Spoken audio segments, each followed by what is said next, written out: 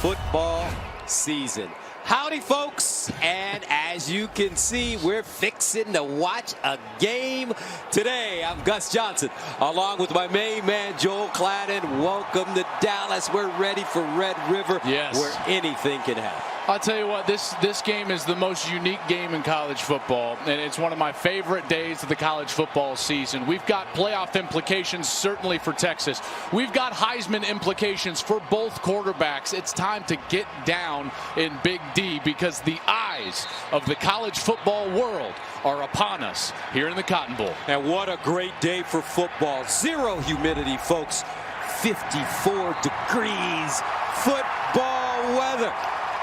In Texas, Jalen Hurts, a Houston native, playing in his first Red River showdown. Oklahoma won the toss. They've elected to receive. As you take a look at the series note, Texas leads, but OU has won 7 of the last 10. Texas with a dramatic victory last year in this game. OU coming in with an undefeated record, only one blemish. For UT, a close loss against LSU.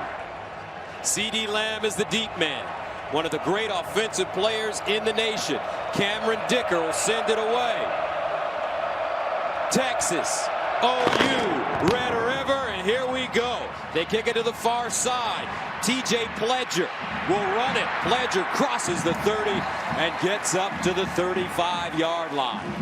And that brings on Jalen Hurts from Houston, senior, transferred from Alabama. He's played in big games like this, national championships, played in the Iron Bowl against Auburn, and he is so excited and ready to face Texas in this football game. And this is such a unique environment. Very interested to see how he plays early in this game. Remember, it was early in the game last year when Kyler Murray made a couple of mistakes, put the Sooners behind the Longhorns with a couple of turnovers. Kennedy Brooks in the backfield, and they give it to him running right with a lot of running room. Gets to the 40, first down and more.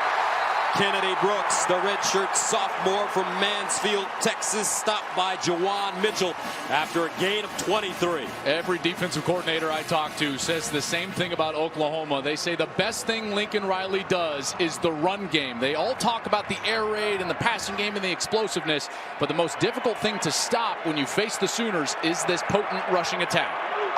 So a gain of 23, first down and 10. OU staying on the ground. Brooks once again. Kennedy Brooks did not play at Kansas last week after suffering a minor injury against Texas Tech the previous week. But he seems back and healthy here. And speaking of health, this Texas defense, Gus, missing 3 players out of their secondary, and that's a pass defense that has struggled mightily this year. 126th in the country out of 130 defending the pass, and they're going up against the most explosive offense in our sport. Kennedy Brooks, Jeremiah Hall line up in the backfield, and a quick flag. Early movement on the left tackle. False start. Offense. Number 77. It's a 5-yard penalty. Second down. It's Eric Swinson. Swinson missed some time last week.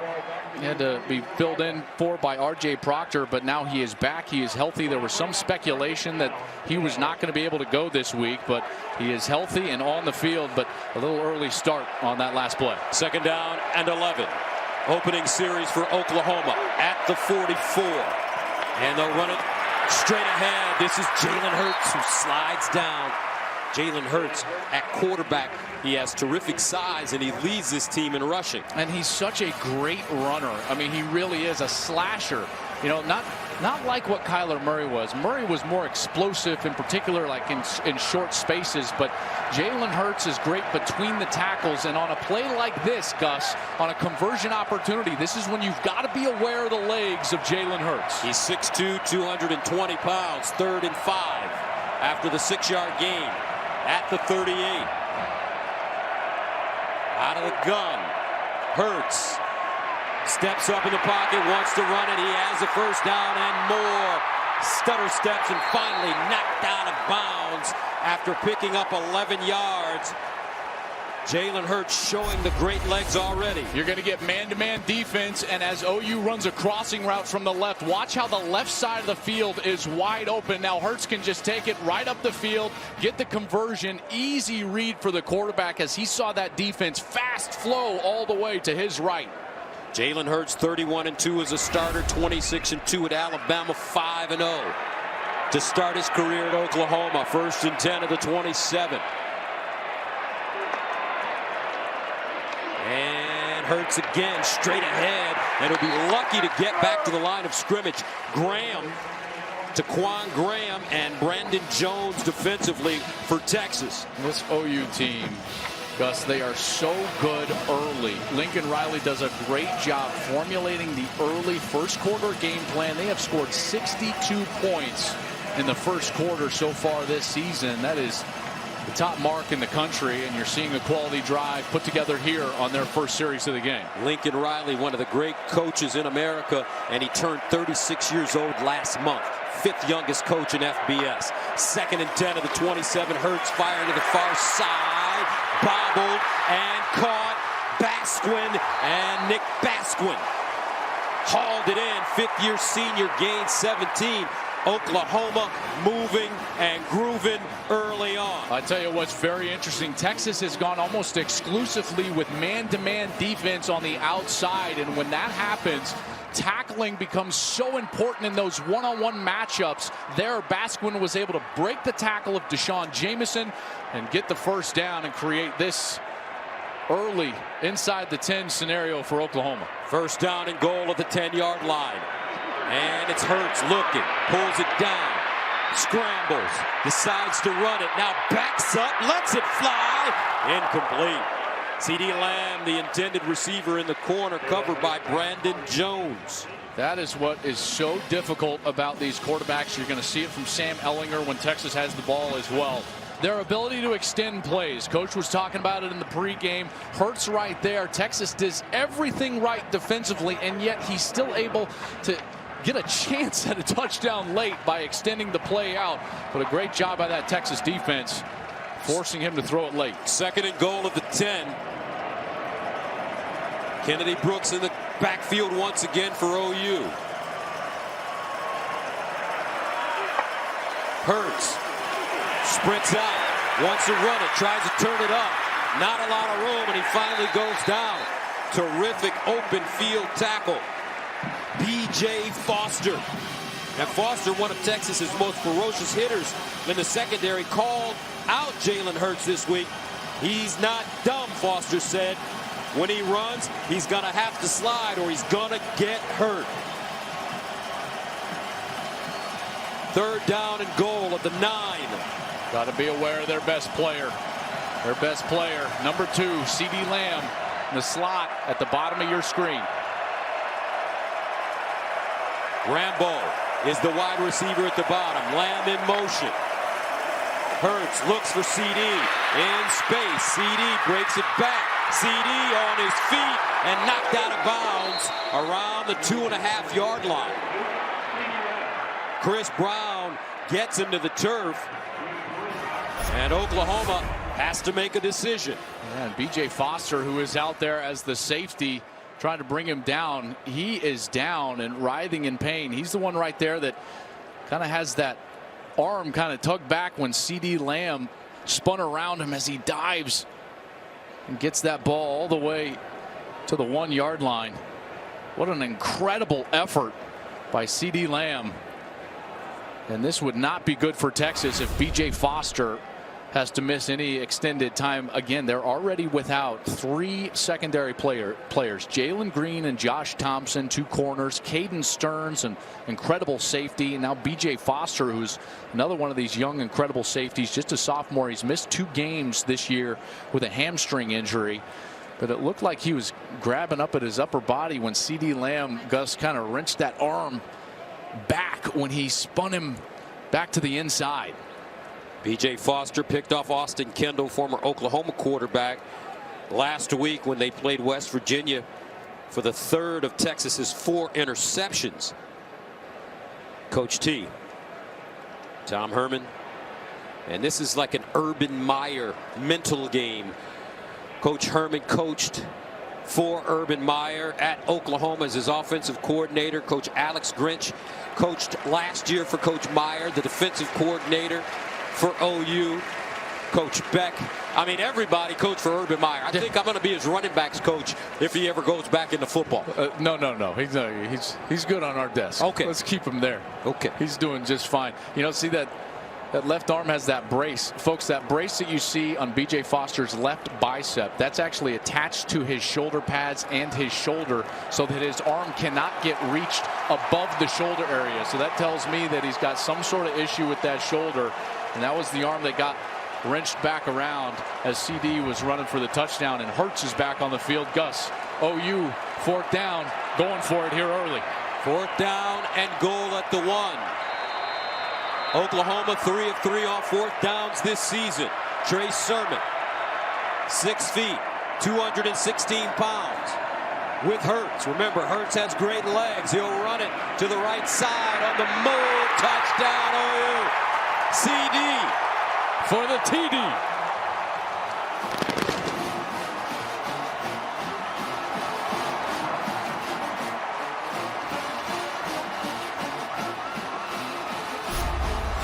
Just a quick route out to the outside. But watch number 14, Charleston Rambo. He sets this up by getting inside and almost creating a pick that is not actually a pick. Now the defender's got to run over the top. That was Brandon Jones. He's too late. Touchdown Sooners. 19th catch of the year for CeeDee Lamb. He scored a touchdown in 8 straight games. Extra point is good. Oklahoma goes on a 10-play, 66-yard drive on their opener. 8th straight game with a touchdown. And Oklahoma on the board first. Gabe Brkic will kick it away. Devin Duvernay, the senior, the deep man for Texas. Duvernay comes up to field it. He'll start from the 1-yard line. Duvernay with the seam. Duvernay, very good return as he crosses the 35-yard line, and that will bring on Sam Ehlinger. This guy is a winner. He's a competitor, and he does not get the credit he deserves for his ability to throw the ball, in particular outside the numbers and down the field. And that's what I expect to see today early, is Texas threaten these secondary players from OU with the tall wide receivers on the outside. Sam Ehlinger, 6'3", 230 pounds, a junior from Austin, on 1st down at his own 32. Ehlinger fires it out wide. Duvernay, and Duvernay chopped down. Great open field tackle. Turner Yell. Delarian, the sophomore from Hempstead, Texas. And this Texas offense is going to get one of their main weapons back today, Collin Johnson. We talked about it earlier in the pregame show. He's back after that hamstring injury. Again, they will go down the field to Collin Johnson all the time today. A loss of 2, 2nd and 12. Ehlinger underneath. Duvernay again. Whoa! I don't know if that's a face mask, but he got grabbed around the head by Kenneth Murray. No flag on the play. Wow, no flag. Where is that left hand? Tell you what, that is a pretty good no call. That hand is on the jersey under the face mask. Now remember, he touched the face mask. It's not just the face mask. If you pull the helmet or any part of the helmet, that can also be called, but they deemed that that hand was lower than the face mask and the helmet itself. 3rd down and 12 of the 30. Empty backfield for Ehlinger. Sam under pressure. Ehlinger sacked. All right, how about this Alex Grinch defense? Neville Gallimore getting to the quarterback. Texas 3 and out. There was one question about this team coming into this season, and really for the last couple of seasons. It has been, can this defense improve to a level where this offense can go and compete for a national championship? The offense has been the best in the country for 3 straight years. The defense is trying to answer and pull their own weight. We find out today if it's the truth. And on the first series, it certainly was. So Texas will have to punt it deep. Buchevsky sends it away. Lamb, the deep man. And CeeDee Lamb makes it first man miss and gets clobbered at midfield. Woo! 36-yard punt. 6-yard return. A lot of hard hitting going on already. Time now for Progressive Insurance Game Flow.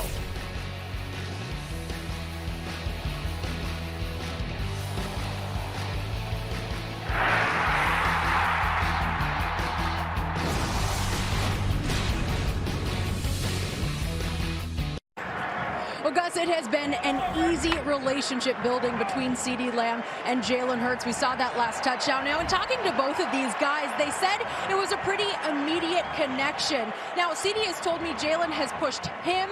He's also pushed this entire offense because they feed off the energy. We saw what Jalen said about playing in this rivalry. He said, I've played in big games, and that is how this entire Oklahoma team is approaching it. Quick injury update, guys. B.J. Foster is expected back. He did have that shoulder evaluated. He's good to go. All right, thank you very much. Oklahoma takes over with great field position at the 44. Hurts looking, delivers to the sideline. He's got an open receiver. CeeDee Lamb once again. And who could forget the combination of CeeDee Lamb and Marquise Brown last year for this Oklahoma team? Man, his mom calls him Hollywood. I'm going to call him Hollywood. Man, you keep saying it's Marquise. Marquise, we know you're watching. Hollywood. Gus still waiting for that jersey. That's right. First down and 10 to the 39. Hurts scrambling. Dumps it off. Kennedy Brooks, and he'll be tackled behind the line of scrimmage by Chris Brown. Now, Texas has made an adjustment. That entire first series, they went with man-to-man coverage in the secondary. Now they've gone to a zone coverage, trying to get in front of Lincoln Riley as a play caller. That's something that defensive coordinators always talk about. Is it's hard. You start chasing Lincoln Riley, chasing his plays and his concepts, and then he's ahead of you and you can never catch up. So right now, Texas trying to change it up with Todd Orlando, the defensive coordinator, and get in front of Riley as a play caller. Trey Sermon, TJ Pledger in the backfield, play action. Hurts off his back foot, and that ball is caught. Charleston Rambo, the redshirt sophomore from Cedar Hill, Texas. He has the potential to be the next great receiver at OU. Boy, what great ball placement. That was tough to see if he actually got in with that left foot, because he was kind of in between steps. But it does create a scenario here where Jalen Hurts. The previous plays under further review. Yeah, they're going to take a look, and I'm not surprised, because that was awfully close on the sideline. And it's certainly a big catch, because Gus, as I always talk about, you know, 3rd and 5 looks like, boy, that's tough to tell. You'd always rather have 3rd and 5. A great look here. This is the camera on the hat of our linesman. What an incredible look right there, and that foot clearly inbounds. What control. I tell you what, the ball placement, you see him dip down sidearm like he's a shortstop turned in a double play. Jalen Hurts from the pocket, and Rambo with great body control and the awareness of where his feet are to catch the ball with his hands, concentrate, and get that left foot down in the field of play. And Rambo burst onto the scene against Alabama in the college football playoffs when he caught 3 balls for 74 yards, including a 49-yard touchdown. Charleston has 3 100-yard receiving games this season. And he was really the impetus for why Lamb had such a big day against Texas Tech. After further review, the ruling on the field is confirmed. It is a catch. You can see Mike DeFee has continued his hard work in the weight room. He's jacked. You ain't lying. And when you know you're going to have an emotional game, send the guns in. That's it. Guns. 3rd down and 5 to the 34 for Oklahoma. You went with guns up. I like it.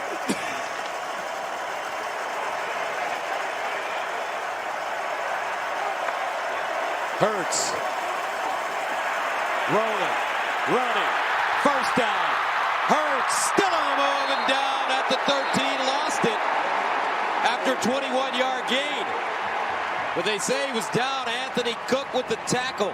Jalen Hurts gashing the Texas defense. Watch this man coverage again, and they send a pressure, which means there's no spy for the quarterback. All he had to do was that little pump, He got that pump. Jamison can't come off of his player. And then at the end of the run, you see that ball start to come loose. And it was certainly loose as he was going down to the ground, which means if there was a clear recovery, which there was by Texas, and this bit gets reviewed, I fully expect this to be Texas ball after this review. That ball was certainly coming loose, and there was a clear recovery by Texas in the immediate course of play, as Jamison was coming in number 5 and got that ball. Absolutely, that ball was coming loose. Hurts losing control before he went down.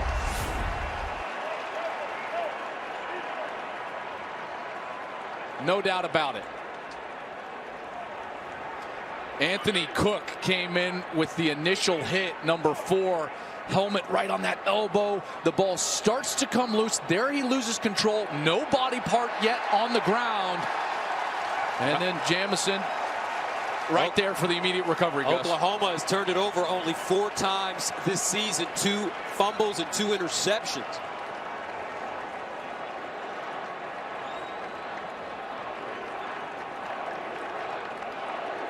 Boy, what a huge play that was going to be. It was going to set them up again inside the 15 after the 3-and-out on defense. Mike Pereira, our rules analyst, is with us here in the booth. Mike, you see anything that would allow this to stay with OU? I see it the way you see it, Joel. Listen, he loses control of the ball. Now to regain it, once he gets control, he has to hold on to it when it hits the ground. And it doesn't. It pops out immediately. So I see it exactly the way you do. And the big issue is there is a clear recovery.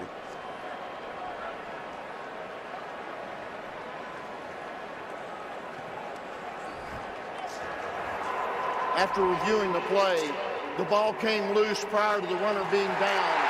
It'll be Texas's ball at the 7-yard line.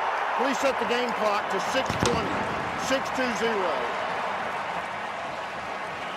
Texas continuing to force turnovers. 4 picks last week against West Virginia.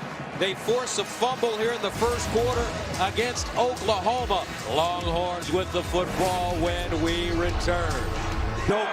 Doak Walker, due to the immense crowds that SMU running back drew during the late 40s. 1st and 10 at the 7. After the turnover, Texas is Keontae Ingram running the ball. He's been dinged up, but back in the game right now.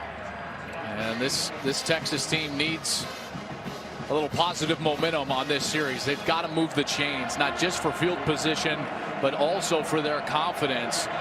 When you're backed up like this inside your own 10, the goal of a series like this is get 2 first downs. Get out from the shadow of your own goal line so that you can punt the ball and reestablish the field position for the rest of the quarter. After the 2-yard gain, 2nd and 8 at the 9.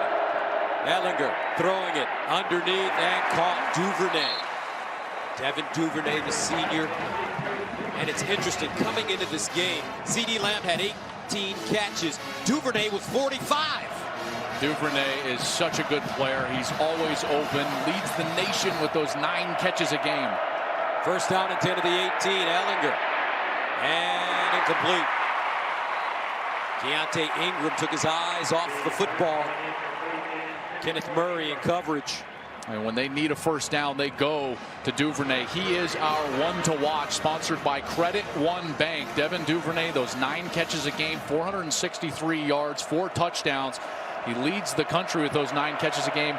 And Gus, he also on 3rd down has 15 catches just on 3rd down alone. That also leads the country. Recently named the 6th team captain.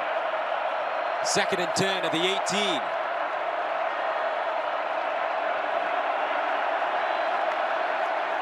Option. Ehlinger keeps it. Ehlinger, nice feet. Sam Ehlinger, 230 pounds. He is not afraid of contact. Terrific runner as John Michael Terry finally brings him down. Yeah, and this offense is doing exactly what they've needed to do, but now on a 3rd down, where are they going to look? I just told you, 15 catches for Devin Duvernay. Bottom of your screen in the slot. 3rd down and 4 at the 24. Ehlinger delivers underneath, 1st down UT. Nice throw. Great catch. And this time it's Eagles with the reception. Terrific timing here and ball placement. Right when Ehlinger hits his back foot, boom, that ball is out, and it's right on the face mask of Brennan Eagles. He's 6'4", 225-pound. All of these receivers, man, for Texas, they are monsters on the outside. First down at the 30.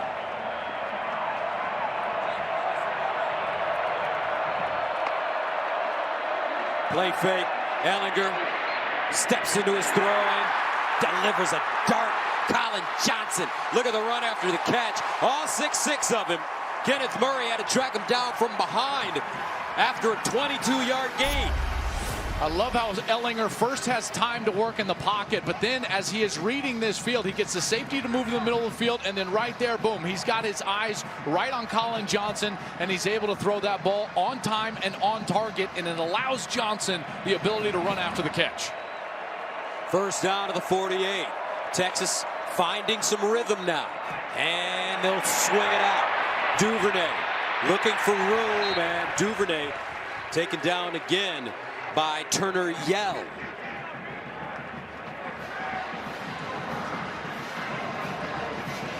I like the way these secondary players are tackling for Oklahoma. Well, that's a big question for them. They were, I mean, no way around it. They were awful in the open field last year tackling, and that's something that Alex Grinch has talked about, that he wants maximum effort and the ability to bring them down in space, and they're doing that much better so far this season. Roschon Johnson in the backfield at running back. They give it to him, the converted quarterback. Pat Fields goes low and brings him down after a 4-yard gain. This kid's very talented. Now, there's no doubt about it. He comes in as a 4-star quarterback recruit, but because of injuries decimating that running back room, he goes over there in preseason camp, and he's become a really good piece of this offense in the backfield. But this is quarterback time. Third down, your quarterback's got to step up and make a play. Third down and 6 at the 44. Johnson remains in the game as the pistol back. Ehlinger hit. And Ehlinger will be tackled for a loss. Kenneth Murray got to him first. And that brings up 4th and long. Here he comes just on the blitz from this side.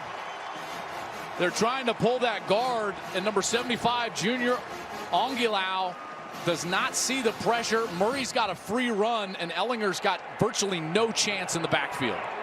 So Texas has to punt it away. Buchevsky standing at his own 40-yard line. CeeDee Lamb is the deep man. Lamb inside the 10. End over end kick.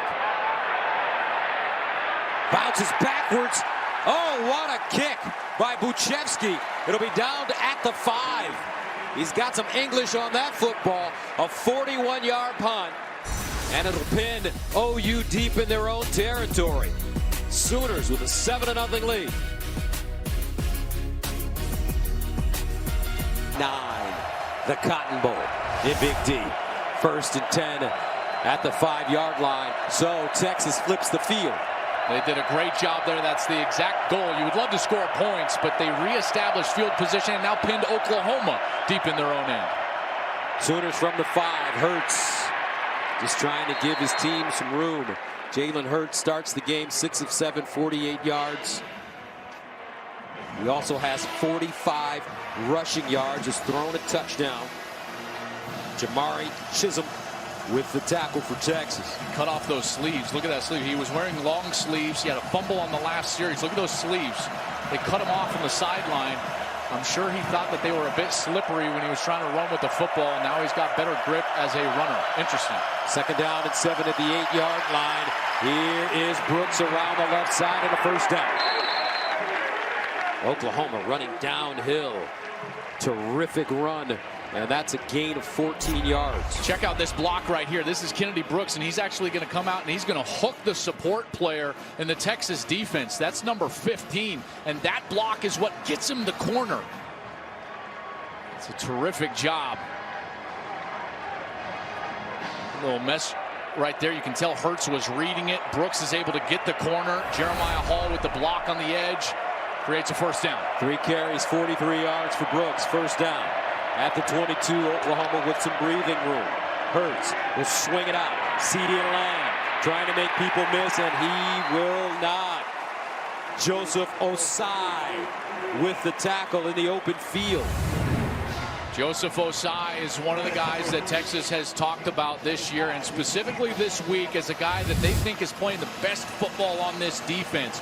He's got 29 tackles on the year, a couple of sacks, and there you see his ability in space, even against the very dangerous CeeDee Lamb. And Joseph Osai making his mark on this game as a sophomore. Young man was born in Nigeria, came to the States at age 10. He saw football on TV and fell in love with it. Coach T is in love with Jenny. And Mike Pereira with you. Second down and 11 at the 21.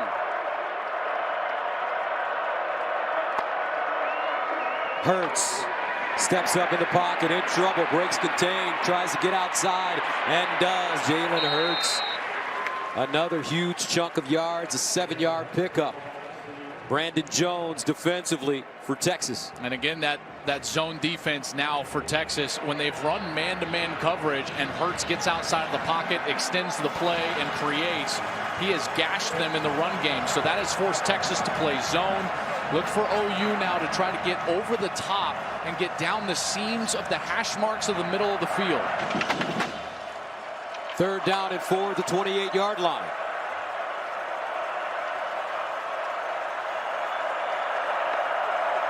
Hurts runs again, and another first down. Jalen Hurts making people miss. Stiff arming. Gets down inside the 50. A 22-yard gain. DeAndre Coburn finally with the tackle. Check out the move Hurts puts on Chris Brown, number 15, right here. Bam, outside.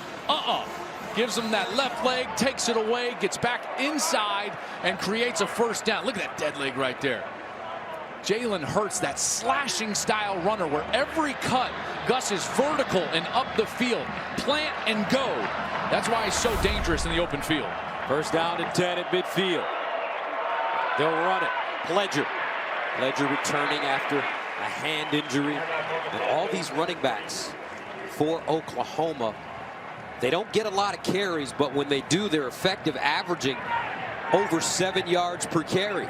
I mean, you got Ramondre Stevenson. We haven't even seen him. He averages 11 yards per carry. Hurts averages 8.8 yards per carry.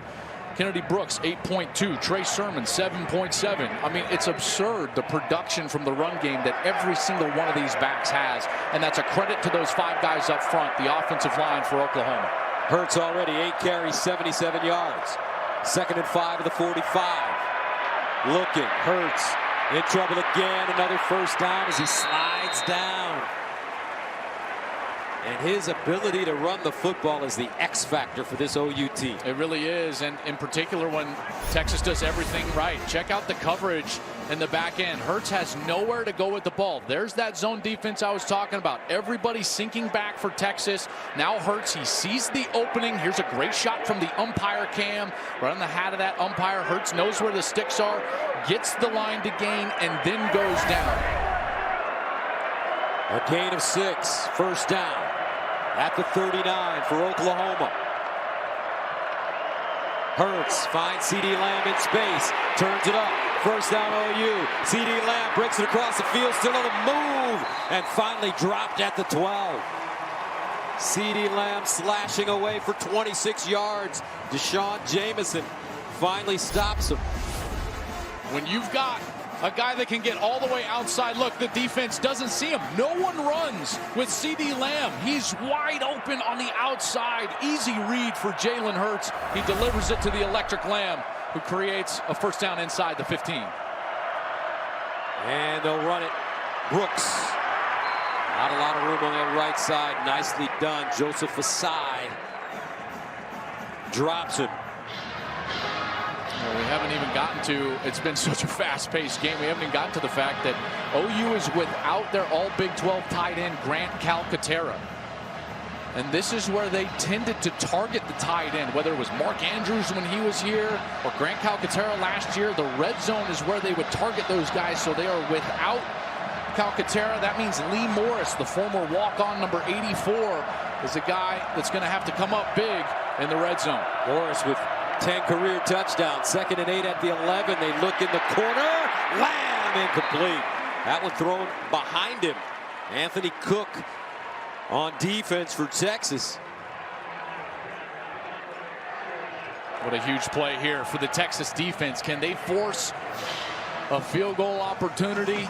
And if you can do that in the Big 12, you're winning. You're absolutely right. And this is a chance for this defense to try to get themselves off the field, force a kick.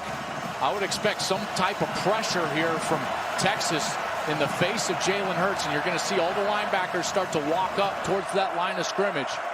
11th play of the drive that started at the OU 5. 3rd and...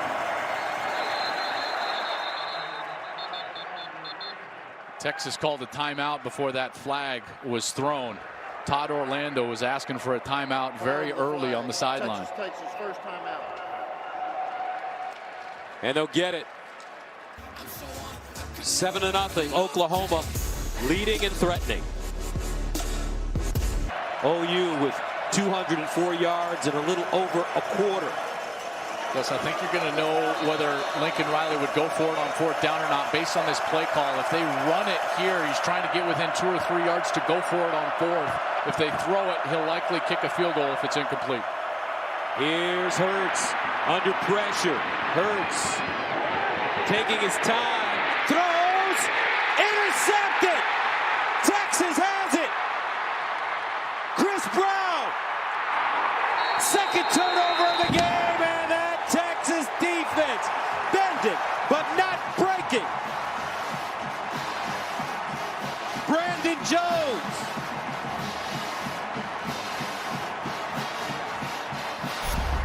What an incredible job by Chris Brown. And it's actually Jones who comes off of his wide receiver late and gets back across the middle. The ill-advised throw from Hurts. Throws late back across the middle of the field. And there's Jones, the senior, the leader of this defensive secondary. The stable one, the guy that they have said has been flying around making the most plays in the secondary of anybody. He makes a huge one there. So Texas takes over at their own 10. And they'll run it. Johnson picks up a couple. And what's the difference in this Texas defense this season? They're forcing some great turnovers. Well, they've got some great athletes back there. And, you know, turnovers a lot of times are a matter of effort. And it certainly was there. Ehlinger flips it out into the flats. Johnson, and he's wrestled down at the line of scrimmage. Kenneth Murray.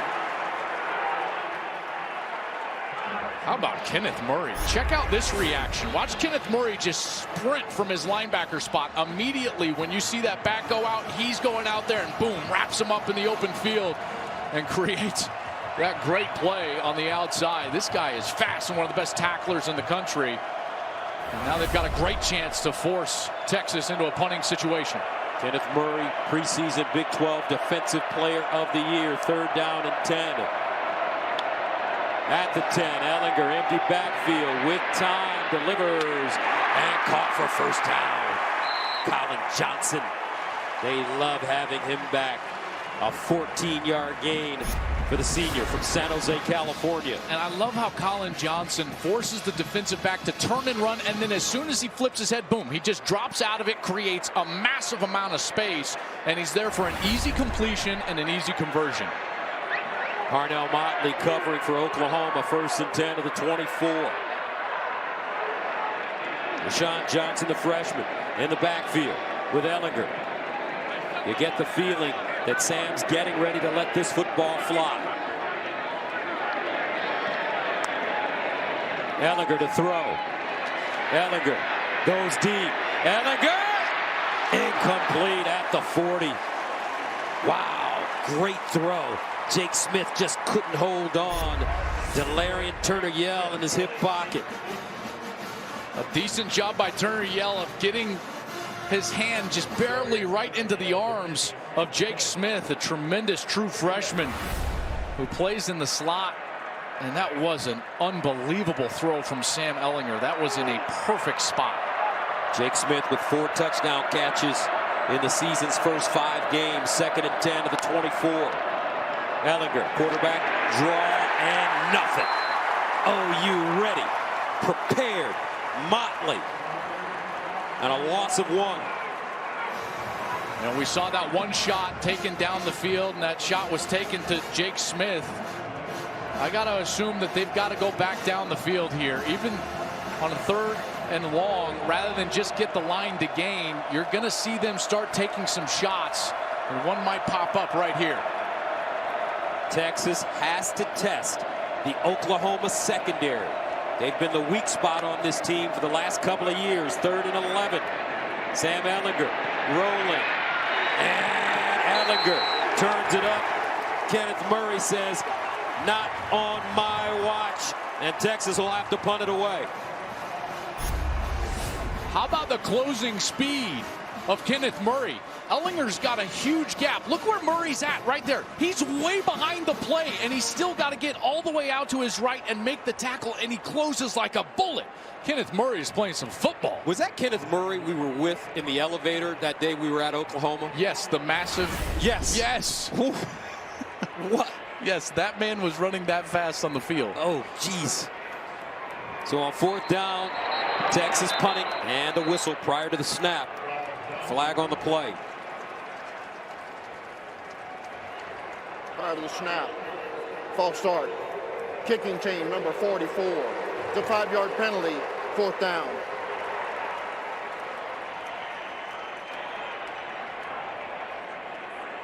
Tom Herman, 43 years old. 3rd year at Texas.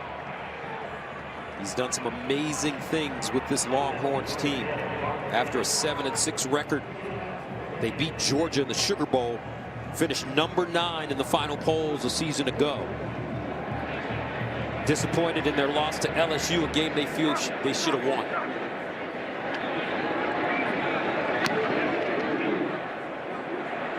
Lamb from the 36.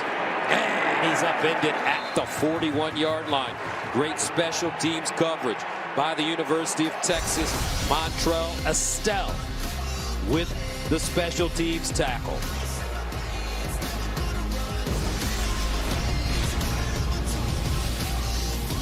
4:30 Pacific on Fox and the Fox Sports app. Yankees look pretty good, don't they? They do, and they got quite a lineup, but they're going to go up against 3 of the best starting pitchers, at least in one rotation in all of the major leagues. They faked the reverse, and Texas was ready. Stevenson running, but Anthony Cook chops him down for a loss of 6. What a great tackle in the open field. A little bit of that fake like you called.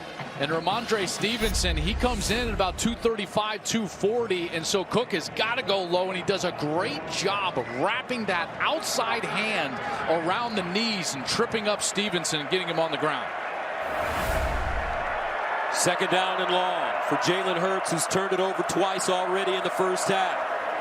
Hurts riding his running back straight ahead and is tackled from behind at the 45.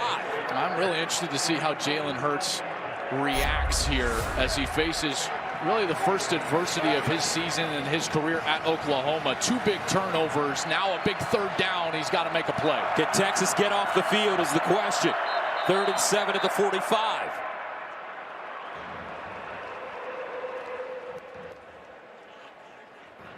Texas takes his 2nd time And out. Texas charged with their 2nd timeout. Back after this.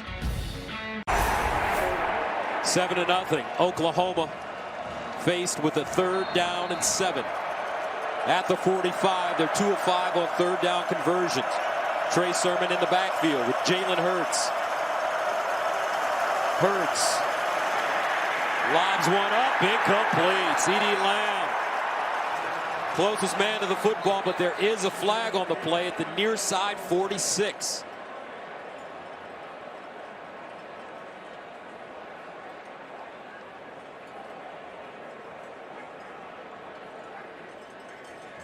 Gus, I kind of think this is going to go against Oklahoma.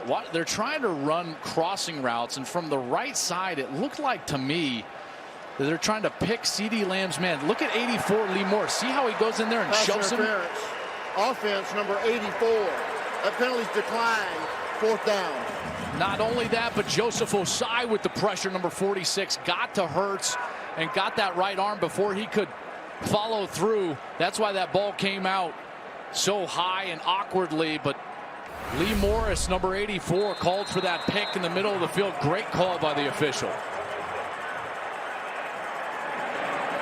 Oklahoma punting for the first time. Deshaun Jamison is the deep man. Not a very good punt. Out of bounds around the 35, a 21-yard punt. Time now for a T-Mobile game break. Number 3, Georgia has won 15 straight against the SEC East, trailing in the second quarter against South Carolina. DeAndre Swift will go in for 1 yard out to give Georgia the lead, but Parker White just kicked a 49-yard field goal. They're tied at 10 in the second quarter. Back to Gus and Joel at the Cotton Bowl. Well, Georgia had a bit of an emotional win last week on the road against Tennessee. Tennessee played one of their better games. I know Georgia scored 33 straight points, kind of pull away in that game, but it was a physical game. And then you come right back. You're playing another conference opponent. It's an early game. They came out a little sluggish. Right now, what you're seeing is at this Red River game, Gus, we thought we were going to see a shootout. We're seeing a defensive battle play out between OU and Texas. A bit surprising, in particular, that Texas has not found a better rhythm on offense with Sam Ehlinger as their trigger man at quarterback. Ehlinger, 7 of 9, 50 yards. Similar to the game last week against West Virginia in Morgantown, Texas was down 7-0 at one point. First down and 10. Ingram. Keontae Ingram with a 7-yard pickup. Pat Fields with the tackle. Trying to establish that run game and that physical nature of that offensive line. These 5 guys up front have started every single game this season. Cosme at left tackle, probably their best, but that's something that Tom Herman said was the strength of their team was their offensive line. And here when they need it, they went right there to the run game, tried to establish some toughness and some rhythm. 2nd and 3 at the 31. Bobble. Ehlinger picks it up, and he'll scramble to just get out of bounds. Did he get it away?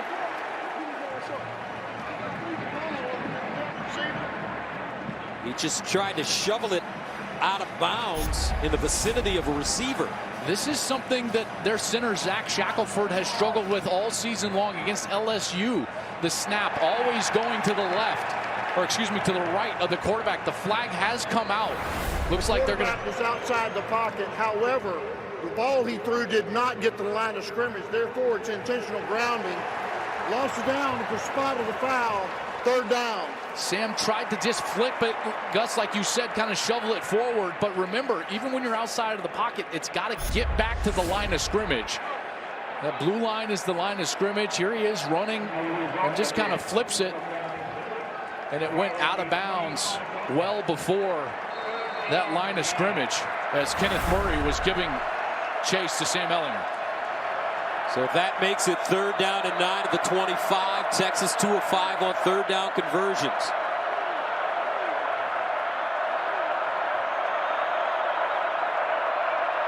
Four receiver package for Ehlinger. Ingram in the backfield. Ehlinger. And Ehlinger will be sacked by Pat Fields out of nowhere. The sophomore from Tulsa. 3rd sack of the day for OU. And I like the way this defense is playing for Oklahoma. And the coverage on the outside, Gus, that's really where this started. There was nowhere to go with the ball, and that allows the safety to come all the way up and get the pressure on Sam Ehlinger. And Fields was able to get home because of the coverage on the outside. Nowhere to go with the ball. Nice job by these DBs getting their hands on the wide receiver. Maybe some grabbing that was not called on the outside, but Fields gets home for the sack. Ryan Buchevsky Punts from inside his own 5. CeeDee Lamb hovering around the 40. Uchevsky gets it away. Lamb. Fair caught at the 45, a 38-yard punt. And a flag. A flag on the play. Will stay right here. Ehlinger dejected as he walks off the field. Oklahoma has been issued a sideline warning. That's their first of the game. Media timeout. All right, we'll step away. 7-0. OU will get it again right after this.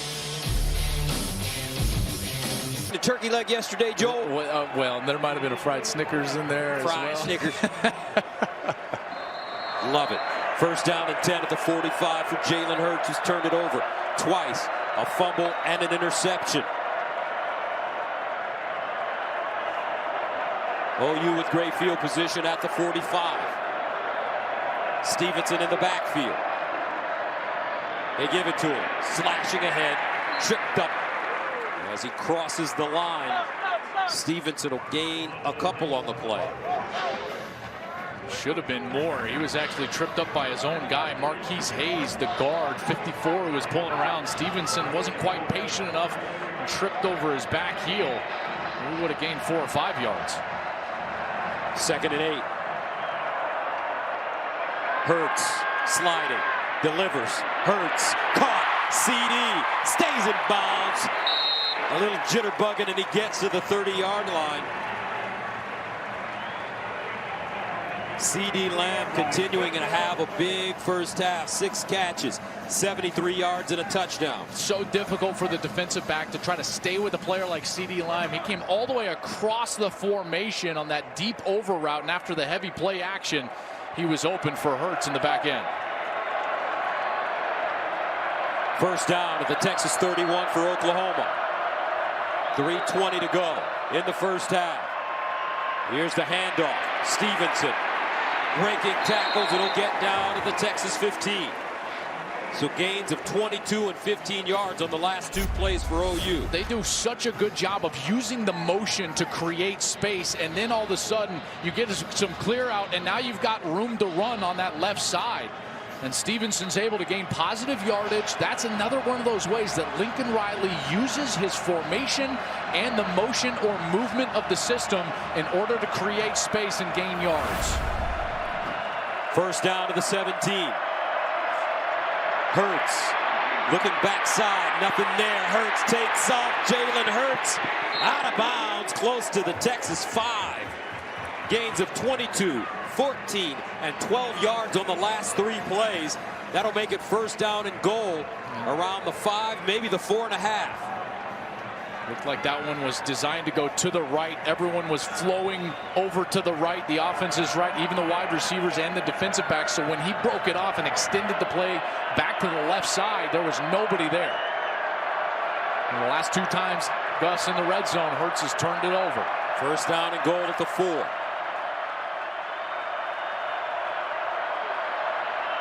Hurts sprinting out to his right. Changing, Hurts. And he'll throw this one into the stands. Pressure by Joseph Asai. Asai has been an animal. He's been all over his effort and the ability to get back into the pocket and create some havoc on Hurts has been very good so far today. But Hurts there does the smart thing. Remember, on the last possession down here, he forced the ball in there and tried to throw across his body. It was picked off there. He just burns it all the way out of the back of the end zone. Second down and goal at the 4. Hurts delivers. Incomplete. Intended for Rambo. He said he had it.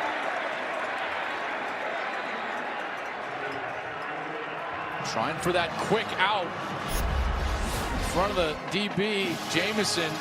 This is a great look right here. No, clearly hits the ground without control. And now another 3rd down. 3rd down and goal at the 4. The ruling on the previous play is an incomplete pass. And they'll that take a play's look. under further review. There's no reason to stop this for a review. The first look that we had was clearly conclusive.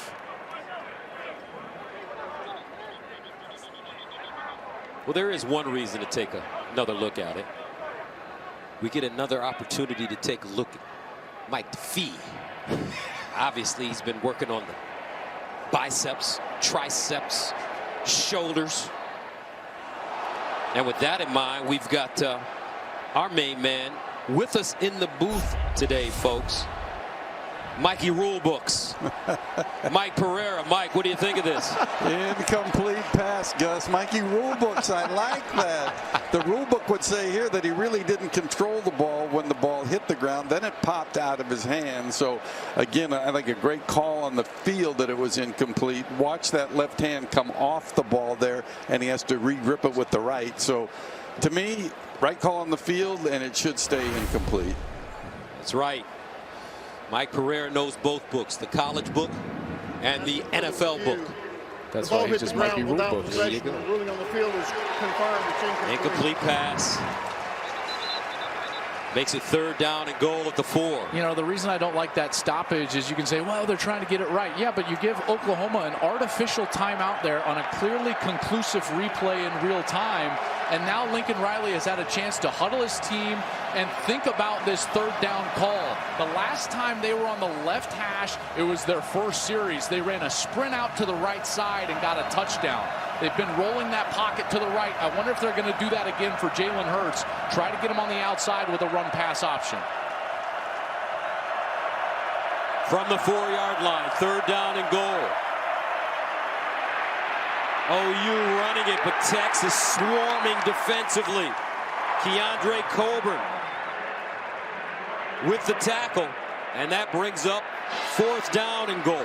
Wow. I mean, Texas has done an unbelievable job now on 3 possessions in the red zone. They have now forced 2 turnovers and here a field goal opportunity. So Gabe Brkic comes in to attempt the field goal. He's taken over the place kicking from Collin Sutherland, who's working through some off-the-field issues. Sutherland was the kicker in the first 3 games this year. And a timeout called by OU, their first.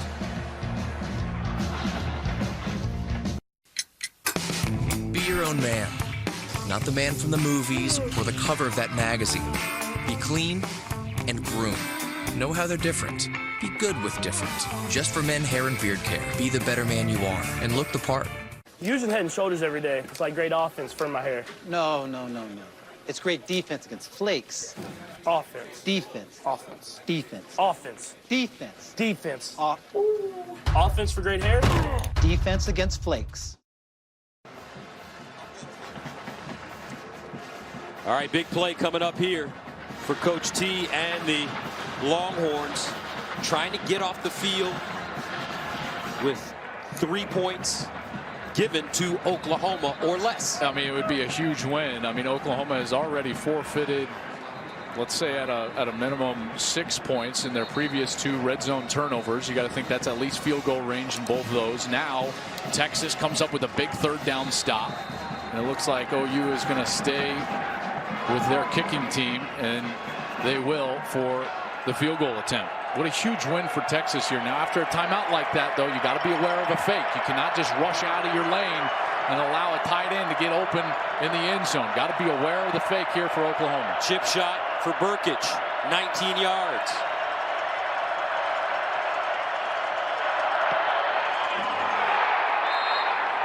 And it's good. 10-0. OU. Under 2 minutes to play in the first half. This is the Averys. This is the Averys trying the hottest new bistro. Wait, and the hottest taqueria? And the hottest, what are those? Oh, pierogies. And this is the Averys wondering if eating out is eating into saving for their first home. This is JC. Welcome to Wells Fargo. How may I help? Who's here to help with a free financial health conversation. No strings attached. This is the Averys with the support they needed to get back on track. Well done, guys. This is Wells Fargo. Coming your way on the State Farm halftime. Remember, combined, these two teams average over 95 points a game. So why are we at 10-0? The guys with the answers, plus a massive upset brewing involving third-rate Georgia. Gus, Joel, see you guys at the break. All right, 10-0 our score. OU leading Texas here at Red River. Devin Duvernay is the deep man as Brkic prepares to send it away. And this one kicked deep into the end zone. Duvernay brings it out. Duvernay with courage, and he'll get across the 20 up to the 21. We've got a great slate of NFL action coming your way. Tomorrow on Fox, highlighted by Carson Wentz and the Eagles taking on the Vikings. Or another regional action, Russell Wilson and the Seahawks take on Baker Mayfield. Remember him in Oklahoma? And the Browns. Check local listings for the game in your area or watch it on the Fox Sports app. One thing I like about Baker, he has really brought a lot of interest and fun to the NFL. Some critics love him, some critics hate him. Yeah. Browns are up and down right now. Handshake gate with Richard Sherman. Nick Bosa with the flag last week. Here's Ehlinger. And up. Caught Duvernay. Yeah, great play there by Duvernay. That ball a little high, but he was able to go up the ladder and get a foot back down after making the catch. And this is a huge series here, not just because it's a 2-minute situation, but also Texas is going to get the second half kick. So this is a bit of a 2-for-1, if you will. If you're, part of that nomenclature with the NBA, you can go down here and score and get the ball right back at a halftime. No timeouts for the Longhorns. First down to the 39. Ehlinger breaks contain, cuts it back, and Sam Ehlinger gets to the 45. John Michael Terry with the tackle for Oklahoma. But moving forward, positive yardage that allows you to sit back there, continue to try to get the ball down the field to these big wide receivers. The defensive backs for Oklahoma have done a marvelous job, but Ehlinger is going to have to take a shot down the field at some point, in particular to Collin Johnson. Second down at 5. They run it left, Duvernay. And Duvernay picks up a first down as he gets inside Oklahoma territory. Jaden Davis stops him. Texas has no timeouts. They've got to be aware of where the football is. If they complete the ball in front of the first down marker, they've got to hustle up to spike it. First down at the 49. Low snap handle. Ehlinger breaks a tackle and is dropped behind the line of scrimmage. Ronnie Perkins. And they've got to hurry. They're taking way too much time here. The wide receivers just jogging back. This is the problem with no timeouts. Got to get the ball across the line to gain for a first down.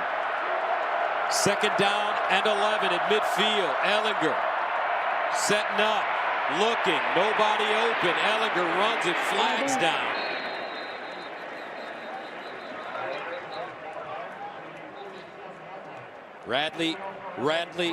Brandon Radley Hiles, chasing Ehlinger out of play. Yeah, and before Radley Hiles was making that play, he was in coverage. I think they're going to get him on a hold. Holding. Defense number 44. That 10-yard penalty be added to the end of the line. Yardage results in a first down. I mean, that was a huge play. Watch Radley Hiles. He's in the middle of your screen right here working against Duvernay, and he grabs a hold of him, and then he just starts pulling on him right there. An easy flag for the official. Ehlinger had nowhere to go to the ball, partly because of that hold. It was a tough camera angle there because you didn't see him actually pull. He absolutely pulled on his jersey and held him off the line of scrimmage. Remember, Texas's kicker, Cameron Dicker, nailed a 57-yarder against Rice earlier this season. It would be 55 yards if they didn't gain another yard from this point, Gus. First down and 10 at the Oklahoma 38 for UT. Ehlinger to throw it near side and caught. Nice catch by Collin Johnson. He laid out, brings it in. 2-yard gain. One of the most sensational 2-yard catches you'll ever see. Watch him extend on this. You're exactly right, Gus. I mean, kind of all the way out there toward the sideline. Was he in? Well, I thought that foot was still down, but now The question is about maintaining control through going to the ground. Remember the process of the catch. It's control, body part, then maintaining control throughout the process of going to the ground. It didn't look like he did, but they're going to let him play, it looks like. 2nd and 7. Here's Sam Ehlinger. Running. Ehlinger gets close to the 30 and goes out of bounds. He'll give Cameron Dicker some more room to work with in case they don't pick up the first down or the touchdown. Don't forget, the Big Noon Halftime Show, sponsored by State Farm, is standing by. Rob Stone, Brady Quinn, Reggie Bush, Matt Leinart, and Coach Meyer right here at the State Fair. What an unbelievable play by Ehlinger just to allow for this field goal. Remember, if he would have gone down inbounds, this clock would have run out. Cameron Dicker into a tip one from 49 yards out. And a timeout called by Oklahoma.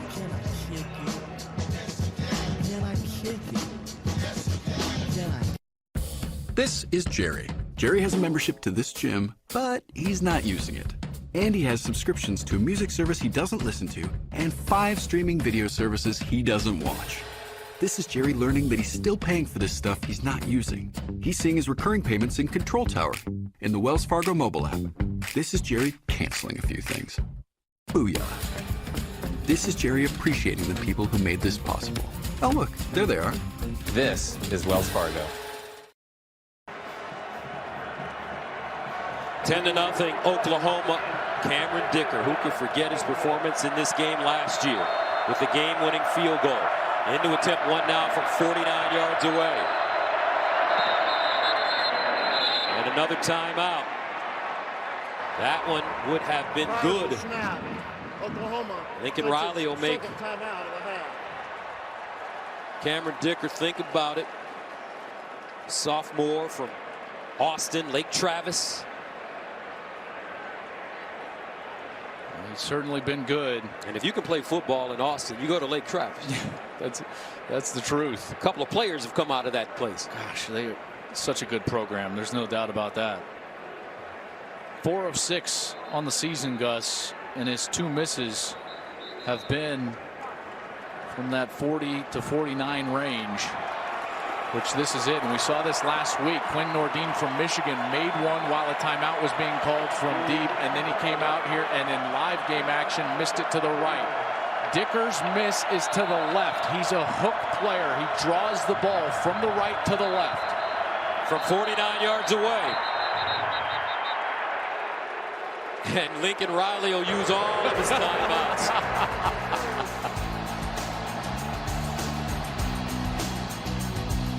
Would you rather have a battery that delivers extra life or extra power? I have the whole beach to come. Extra life.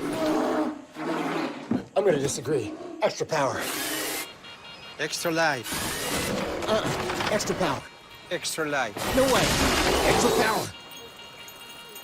Extra life. Good news. Versus Copper Top, new Duracell Optimum can do both. Extra life in some devices, or extra power in others. Because both is better than not both. Aerial coverage is brought to you by our good neighbors at State Farm. Rob Stone and the guys are ready to dig deep into this first half, and it's been a great one, an unexpected one, a defensive battle. Texas trying to put some points on the board before they head into the locker room. Cameron Dicker from 49 yards away, got it away. Dicker, the kicker, is back. OU, Texas, 10-3 at the break.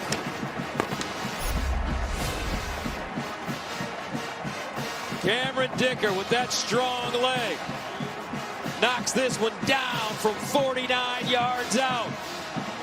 Texas, Coach T will take it. 10-3 our score at halftime.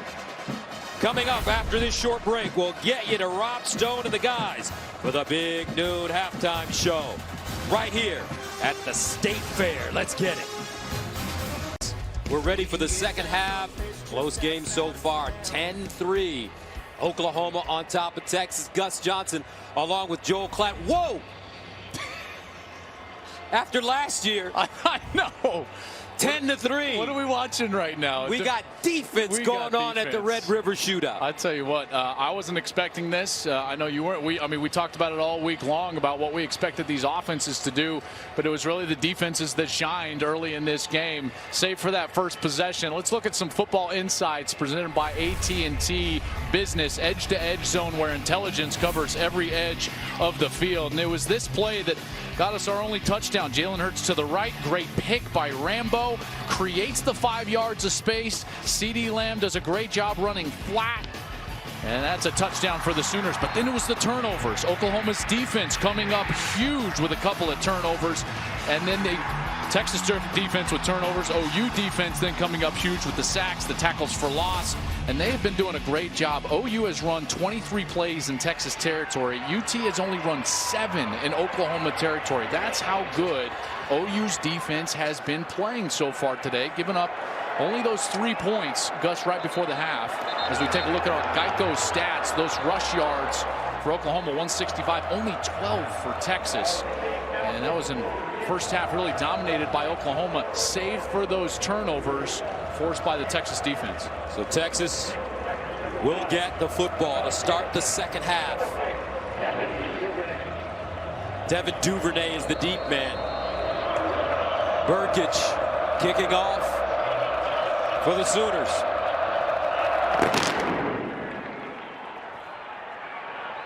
And Duvernay brings it out of his own end zone. And he's corralled and driven backwards as he crosses the 10. Ramondre Stevenson with the tackle on special teams. Let's go downstairs to Jenny.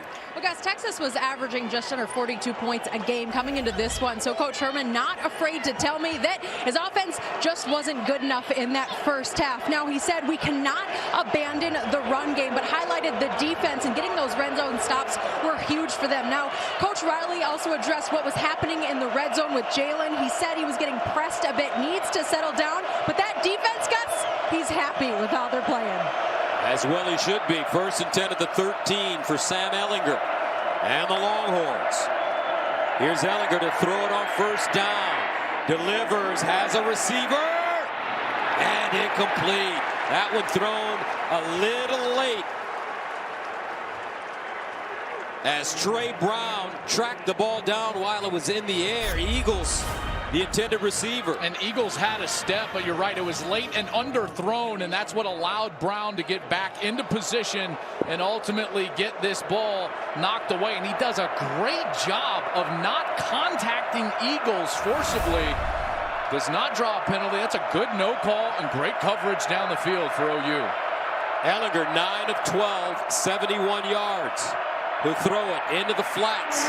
Caught Ingram. And I tell you what, this Alex Grinch defense, Coach Grinch, the defensive coordinator in his first year coming over from Ohio State, where he coached last year for our Coach Urban Meyer, he has really got these guys queued up on the defensive side like we've never seen before. Well, I mean, early 2000s, they were great, but in this era, you're right.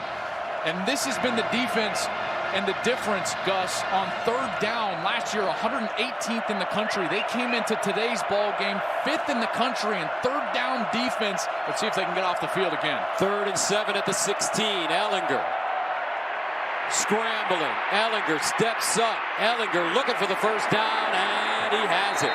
So we've got 2 quarterbacks that can run, folks.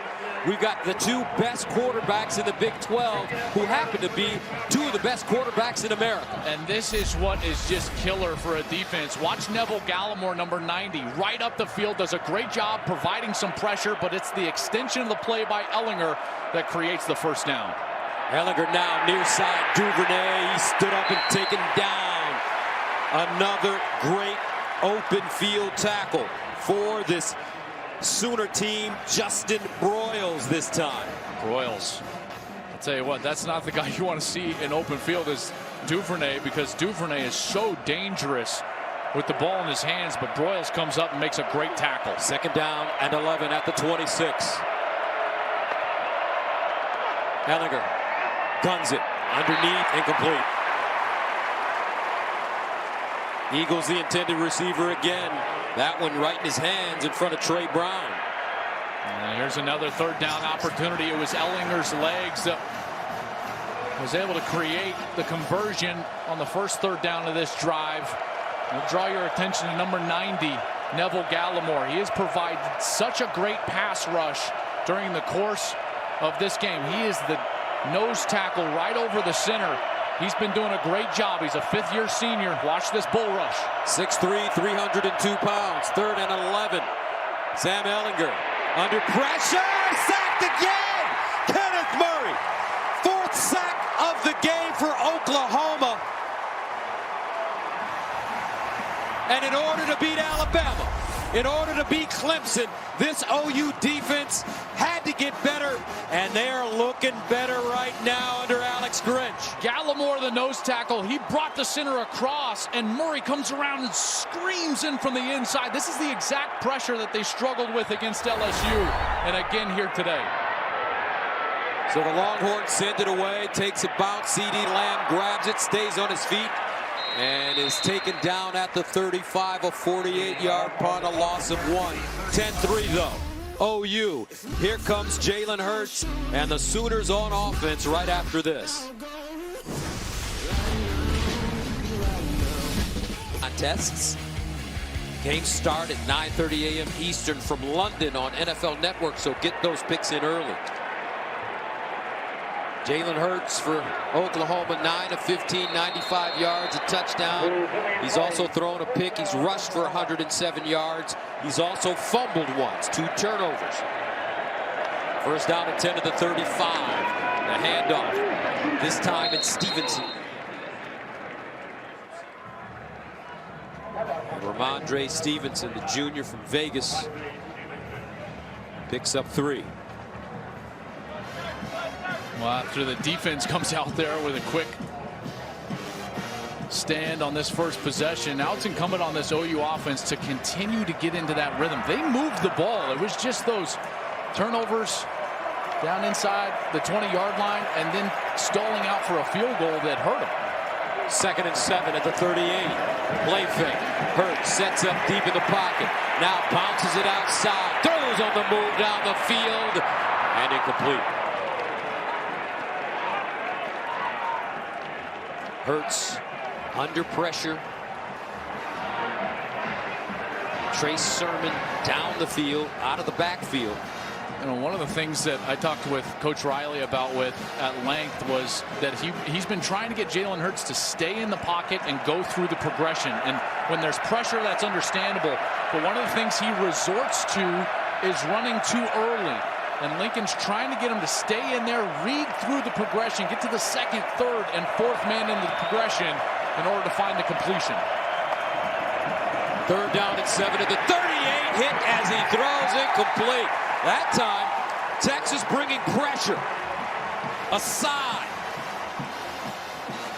Hitting Hurts as he throws, and Oklahoma will punt it away. And here comes this pressure right up the middle. Oklahoma is trying to run a screen on this left side. See the left side start to clear out. Hurts has got the blitz right in his face, and he's trying to get back to that little bubble screen, that inside tunnel screen from the left.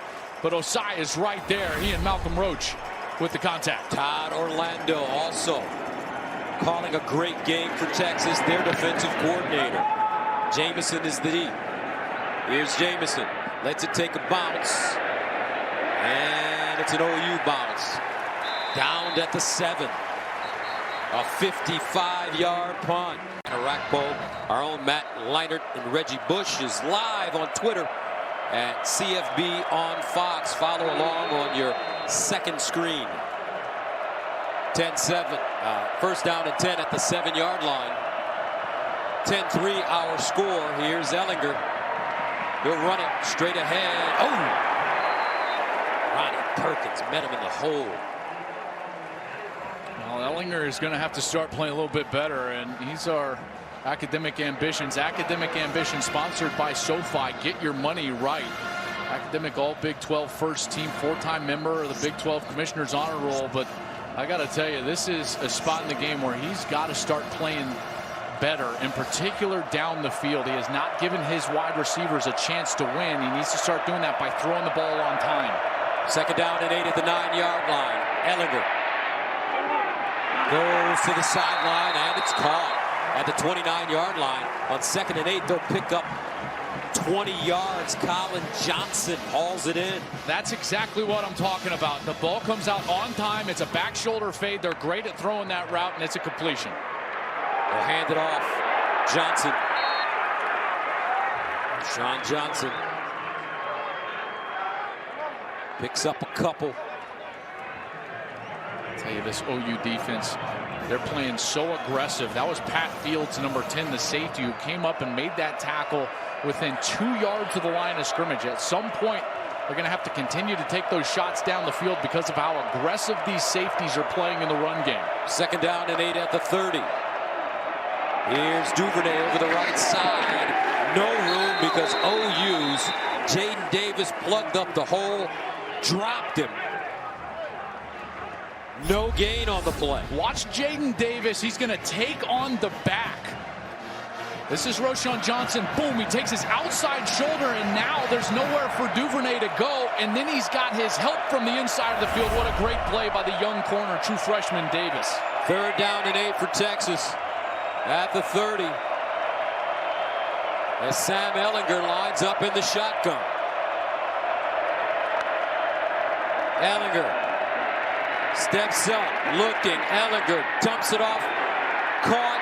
Johnson, can he get the first down? Yes, he does. What a hard run after the catch by Roschon Johnson. Trey Brown with the tackle, but it's a first down UT. I mean, just got rid of it. Watch as this is Murray who comes up, and he's just behind the line of scrimmage, and he's able to flip that out to Johnson for the conversion. On 1st and 10, they'll run it with Johnson. Here comes a freshman. Roschon Johnson down the sideline. Roschon Johnson down at the Oklahoma 5. Turner Yell with the saving tackle, along with Radley Hines. A gain of 58. You're going to get a missed tackle from this side of the OU defense. Off on their left, right there. There's a missed tackle. Now they're out of position. One more missed tackle, and now they're playing quick. First down and goal at the 4. Johnson. Touchdown, Texas. Whoa. Out of nowhere. Roschon Johnson, a converted quarterback.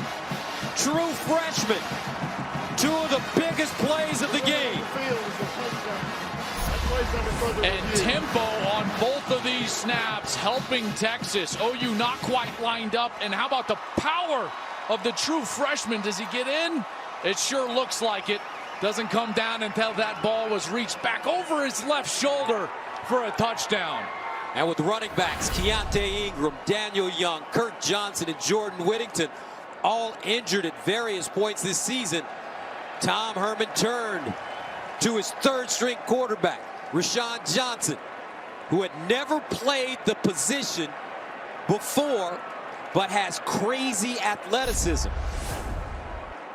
I mean, he does not look like a converted player. Look at the power he runs with. He understands how to absorb the hit with his shoulder, keep his body off the field while extending for the goal line. Watch as he keeps his body off the field and then extends the ball back right there. It looks like it hits the plane of the goal line before that left hip, left side, and left tricep actually come down.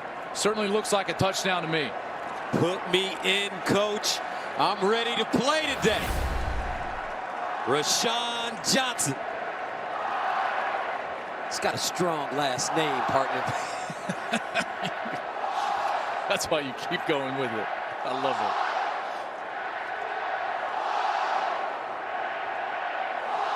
As they're still in the review, I'll just put it this way. There's nothing in that review that would suggest that you would overturn it. That's why it's, to me, a pretty clear, whether it's confirmation or stands, it's pretty clear this is going to be a touchdown. After further review, the ruling on the field stands, touchdown. So here we go. Texas with a chance to level this game at 10. In 2 plays, suddenly, courtesy of a freshman, Game on. 8:48 to play in the third quarter. Cameron Dicker, who was the hero as a true freshman last year in this contest for Texas, with the extra point. And good. 10-10. High fives. Attaboys on the Texas sideline. Longhorns are level. Score here at the Red River Shootout. Oklahoma ranked 6th in the nation. Texas at 11. Sooners will get the ball back now.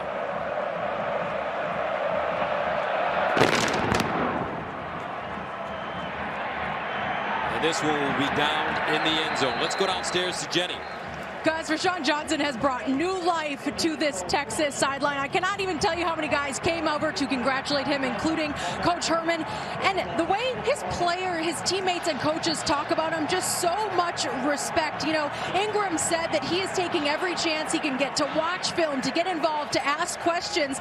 Now, he was asked if he'd want to go back to being a quarterback. His answer was this: if I'm playing running back now, I'm a running back. Simple as that. Thank you very much, Jenny. He'll go back to quarterback after this season is over. But right now, he's doing a terrific job running the football for Texas. Let's see how Oklahoma responds. First down at their own 25. Hurts off his back foot. CeeDee Lamb turns it up. And CeeDee Lamb close to the first down and a flag. Whoa. Malcolm Roach. And let's hope that's not a targeting. It's going to be. And ooh, Gus, I got to look up here. There's no doubt that it's going to be. And he's already taken off his helmet. He knows it. This is going to be certainly looked at further. Not only was it a touch late as Lamb kind of goes down, but bam, leads with the crown of his head. Remember, after the play, personal foul, unnecessary roughness, defense with targeting.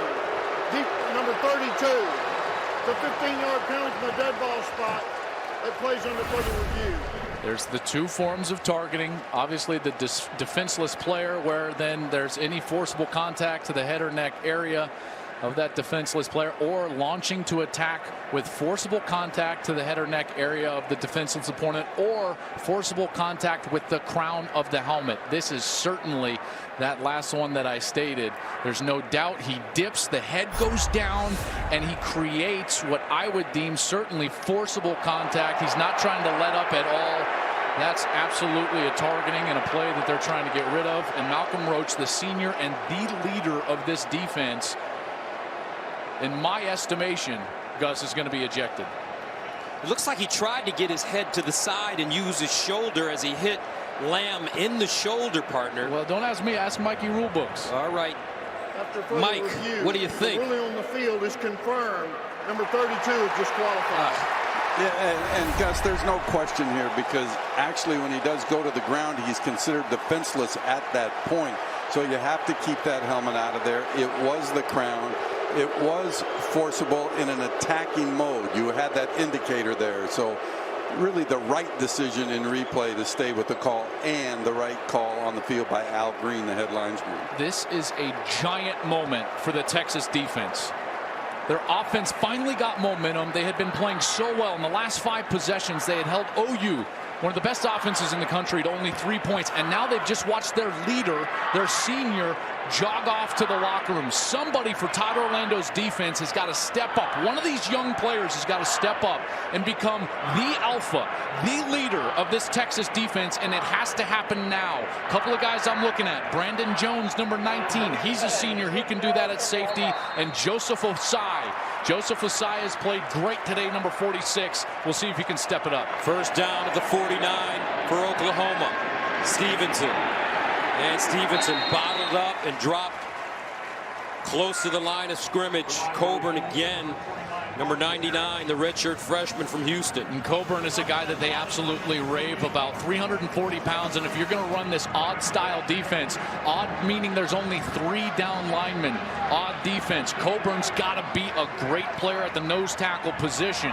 He's number 99, lined up right over the center, and he's got to be the one that stuffs the run. Second down and 10 at the 49. They run it again. Flea flicker. Hurts wide open. CeeDee in space. CeeDee Lamb still running. Hits a corner. CeeDee for the TD. 51 yards.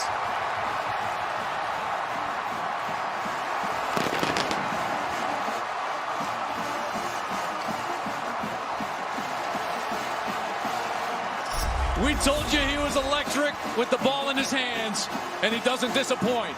The flea flicker, the give inside to Brooks. He flips it back, wide open over there. CeeDee Lamb. Look as he goes right inside, and then right here, the missed tackle, the strength he shows, and he gets all the way to the corner for the TD. This guy has a nose for the goal line like I haven't seen in a long time. Every time he touches the ball, he is a threat to go the distance. CeeDee Lamb, 8 catches, 133 yards, 2 touchdowns for the preseason All-American from Richmond, Texas, Foster High School. And OU with a chance to take a 17-10 lead here at Red River. Brkic. Good. 17-10, 7:45 to play in the third. We're just getting started in Big D. OU, UT.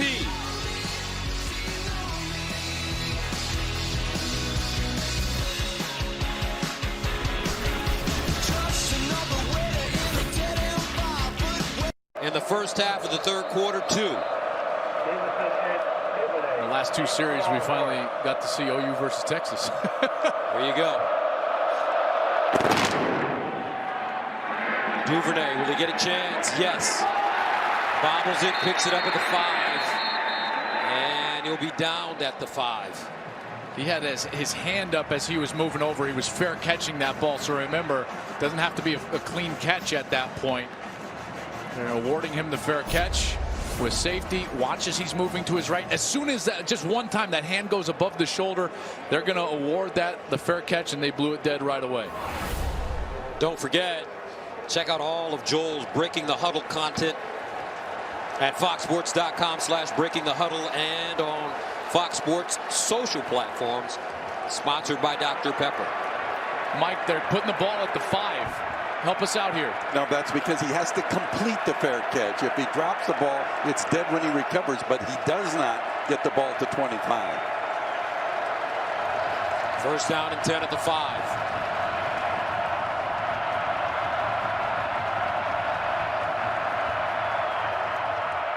Ehlinger pulls it out, guns it underneath and incomplete. Collin Johnson.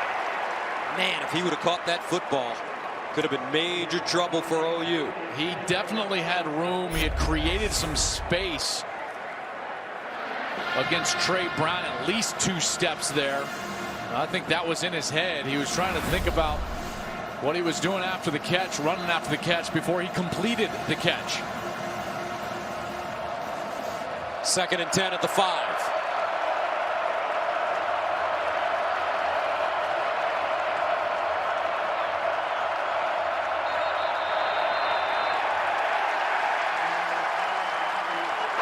Some movement. False start. Offense. Number 80.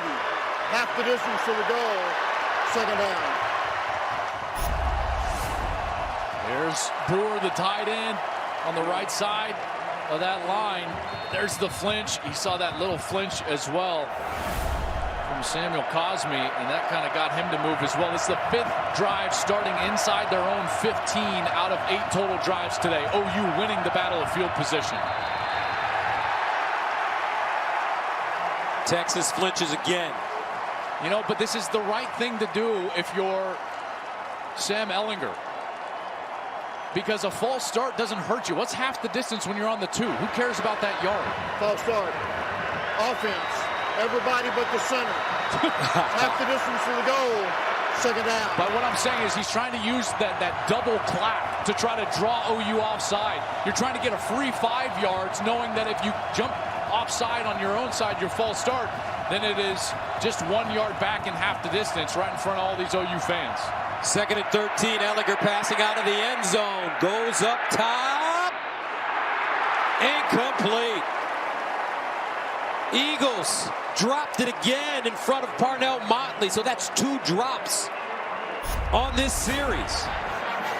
Motley in coverage, and watch, see, he tried to one-hand that ball. I mean, that is perfectly thrown on the outside shoulder. You cannot throw a ball better than that, but he tries to one-hand it because Motley's got that right hand tied down to the hip. Third and 13.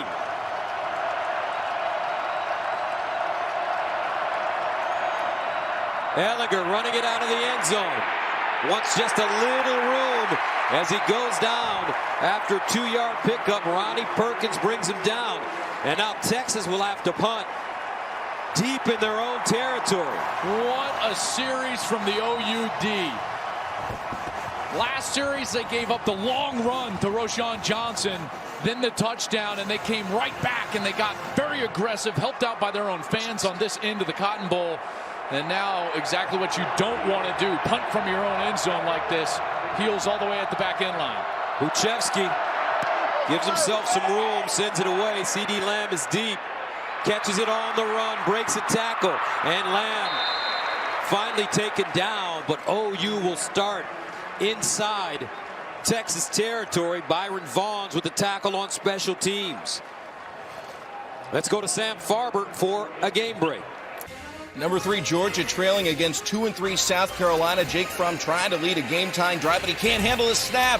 TJ Brunson jumps on it. Gamecocks still leading 17-10 in the fourth quarter, trying to be the first road team to win in Athens since 2016.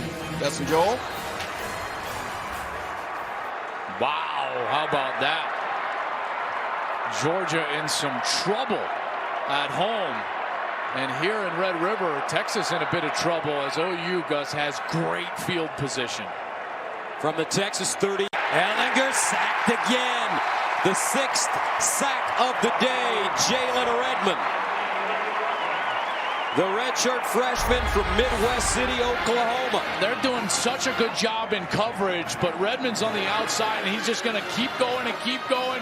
He's being double-teamed, and he still gets home for the sack. Alex Grinch, the defensive coordinator for Oklahoma, told us he wants one thing out of this defense: max effort, and they have certainly delivered that here today. No excuses. Second and 15 at the 11.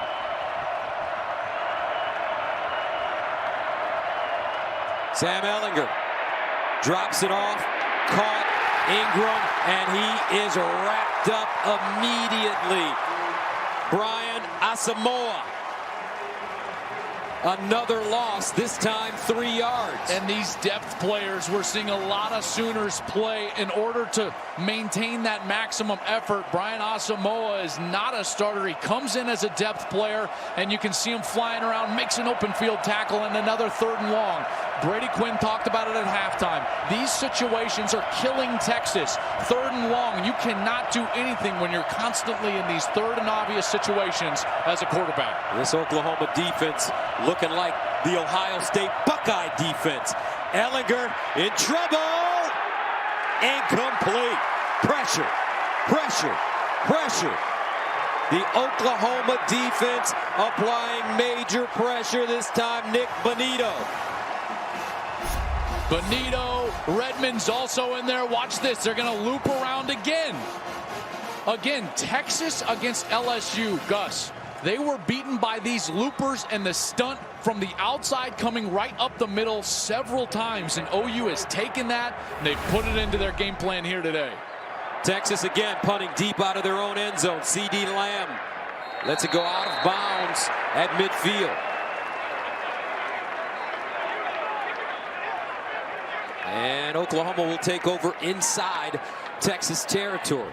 You know, one of the things that I've enjoyed so much as Coach Meyer has joined us here at Fox Sports is just talking to him about overall philosophy as a coach. And he talked about the gospel. And I said, explain it to me. Well, what's the gospel as a coach? And he said, field position, field position, field position. And in big games, establishing your field position is where it's at. And Jalen Hurts has been the beneficiary of that. Even though he hasn't played great outside of that first quarter, they have constantly started their series in great position. Their average starting field position today, the 39-yard line. And they find Brooks, and Brooks is crushed as he tries to cut the ball inside. Anthony Cook down. He was the first man to it. I mean, this was a major collision. Cook with a great read from the corner spot, and he beats everybody and just bam, right on that right leg. And he takes him on with his right shoulder. Oh my goodness.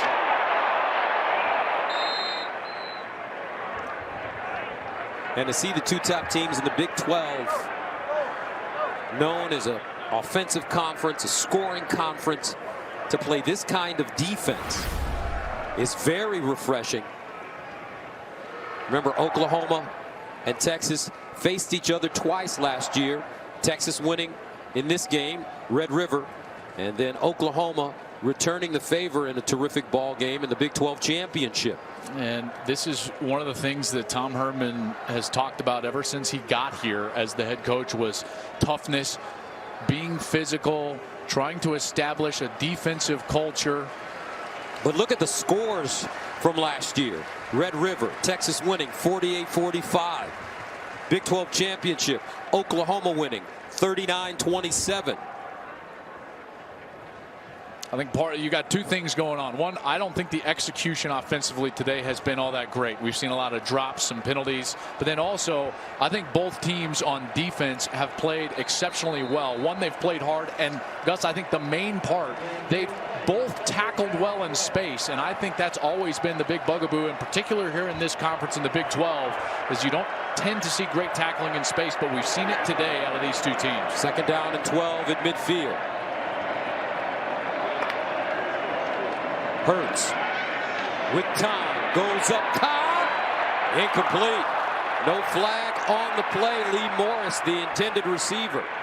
And Coach Meyer always talks about defense, and when your corners can tackle, it sets a tone for the entire defense. Yeah, we've seen a lot of that, and here it's safety Brandon Jones with great coverage, maybe a little overthrown for Lee Morris. Remember Lee Morris having to play at tight end because Grant Calcaterra, the all Big 12 tight end for OU, out of this game with an injury. Third down and 12. Can Texas get off the field? Play fake. Hurts in trouble. Hurts. Can he break contain? Hurts still. Buying time. Delivers. Caught. CeeDee Lamb, but not enough for a first down. Brandon Jones denies him the first down. That was incredible. This ball was behind his back, and he somehow hangs on. Watch the hand strength. It's behind his back. He's trying to switch hands, and he does with Osai hanging all over him. And then he finds the completion down the field to CeeDee Lamb. That is remarkable. That close to a potential turnover. Oklahoma going for it. Fourth down and 1. Empty backfield for Hurts. He may run this one. Hurts underneath, incomplete. Texas holds. That ball was tipped at the line of scrimmage, and it was the blitzing linebacker, Juwan Mitchell, number 6. Watch Juwan Mitchell. He gets his right hand up. They're trying to throw the slant, and he bats it down on fourth down. What a hold from Texas. I keep telling you, this defense is keeping their team in the game. This field position has been against them all day long, and they've continued to make plays. The only reason Texas has a chance here, still down 10, is the fact that their defense has played exceptional football when their backs have been against the wall. 1:30 to go in the third. Lincoln Riley. A motivating conversation with his quarterback, who hasn't played his best today. Here's the run. Johnson. Roschon Johnson still moving. The true freshman, dual threat quarterback, called called into action at running back because of injuries, with a gain of 24 yards. And exactly like on their scoring drive, Gus. They'll go tempo here, probably a run again. Johnson again straight ahead. He'll pound forward for a couple. Deshaun White with the tackle. And they'll go fast again. What you got to be aware of is a little play action here. They go fast, run, and then boom, a play action pass. 2nd and 7. Here's the pass. Ehlinger underneath. Collin Johnson. He wasn't going to drop that one, partner. You know Ehlinger said something to him on the sideline, because look at this. Full extension, and he brings it in. Ooh, with a little bit of bobble, too. Wow. First down to the 22. Roschon Johnson again, straight ahead. Just love this kind of game. Back and forth, defensive matchup. Both teams giving their all, playing tough, hard-nosed as they say in this part of the world, smash-mouth football. 2nd and 9 at the 21.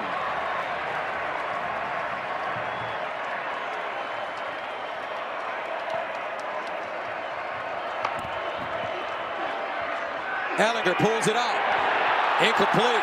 And a flag. Johnson had Trey Brown wrapped all over him. Easy call for the official here. Draped all over him. Holding. Defense number 6. It's a 10-yard penalty from the previous spot. Automatic. First down. I was talking with Alex Grinch, the defensive coordinator for Oklahoma, before the game down on the field. Last thing he said to me is, he said, if we don't get a couple of pass interference or holding calls, we're not doing our job. He wanted to force them to throw the flag, be physical with these wide receivers. And you see a byproduct of that on the last play. 1st and 10 at the 11-yard line. Roschon Johnson in the backfield with Ehlinger.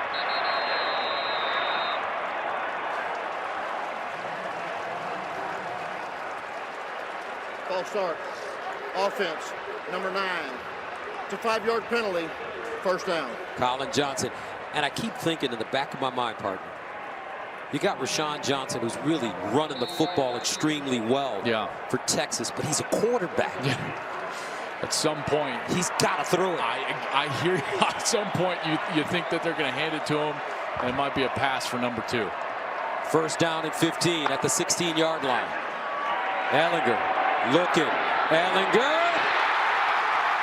Flag on the play. Incomplete. Johnson again, the target.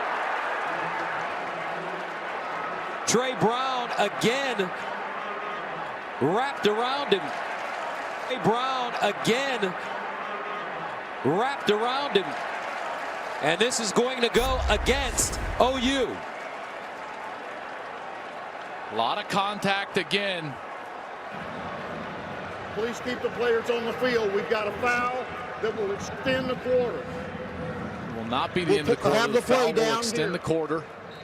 Pass interference. Defense, number 6. A penalty being forced all the way to the 2-yard line. 1st and goal. We'll have 1 untimed down. They'll have an untimed down here from the 2. Brown again wrapped around him. And this is going to go against OU.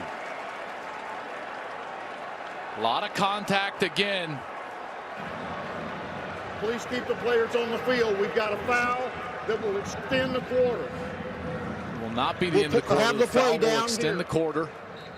Pass interference. Defense, number 6. A penalty being forced all the way to the 2-yard line. 1st and goal. We'll have 1 untimed down. They'll have an untimed down here from the 2. Brown again wrapped around him. And this is going to go against OU. A lot of contact again. Please keep the players on the field. We've got a foul that will extend the quarter. Will not be the end of the quarter. Have the play will down extend here. the quarter. Pass interference. Defense, number 6. A penalty being forced all the way to the 2-yard line. 1st and goal. We'll have 1 untimed down. They'll have an untimed down here from the 2. Brown again wrapped around him. And this is going to go against OU. A lot of contact again. Please keep the players on the field. We've got a foul that will extend the quarter. Will not be the end of the quarter. The foul will extend the quarter. Pass interference. Defense, number 6. And penalty being forced all the way to the 2-yard line. First and goal. We'll have one untimed down. They'll have an untimed down here from the 2. T.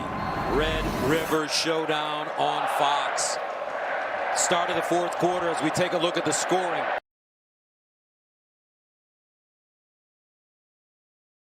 Here in the 3rd quarter with a couple of touchdowns, really led by their running back, Roschon Johnson.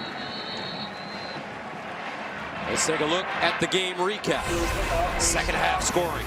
Well, Johnson had that long run, paid it off with this touchdown. Then OU with some trickery, and CeeDee Lamb just so good with the ball.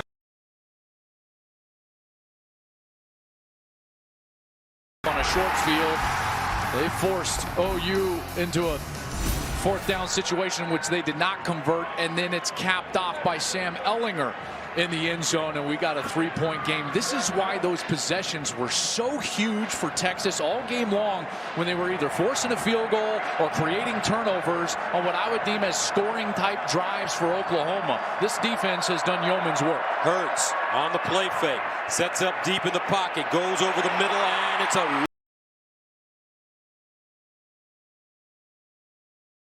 Wellington. James Martin High School with a big gain of 25. And Lincoln Riley dialing up a great play call there, throwing the play action pass, that run fake right in the face of the linebacker that's supposed to be responsible for Willis, number 81. And it's a blown coverage and a wide open Sooner down the field, and they're again in business here at the 50-yard line.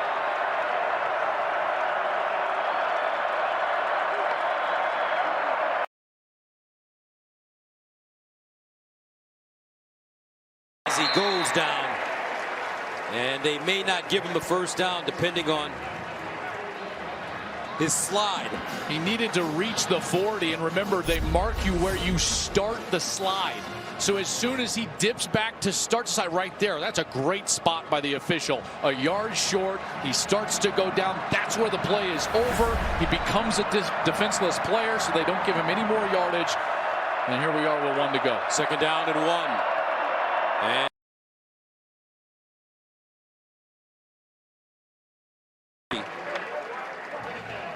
Juwan Mitchell with the tackle for UT.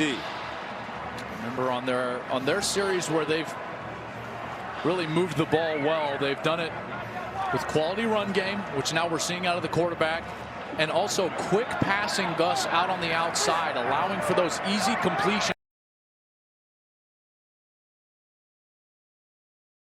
Use tempo. First down.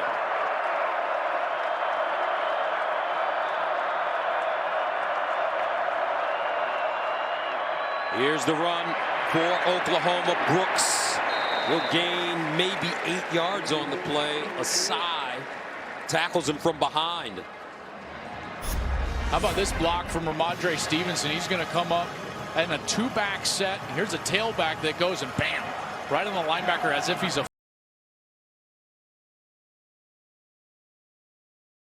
front. Oklahoma with 189 yards rushing. 2nd and 2 at the 31. Brooks, first down.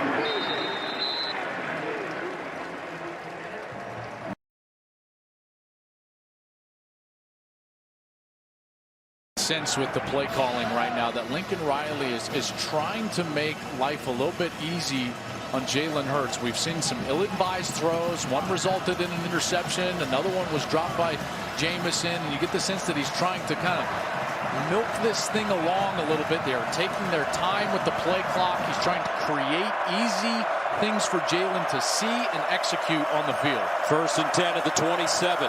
Hurts throws off his back foot.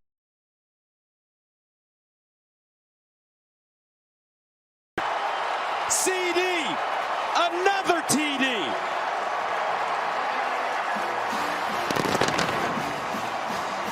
Catches, 171 yards, and 3 touchdowns for one of the best receivers in college football. Yo, this dude is an absolute beast. You kidding me? There's 3 Longhorns there that all have somewhat of a chance, and he still finds the end zone.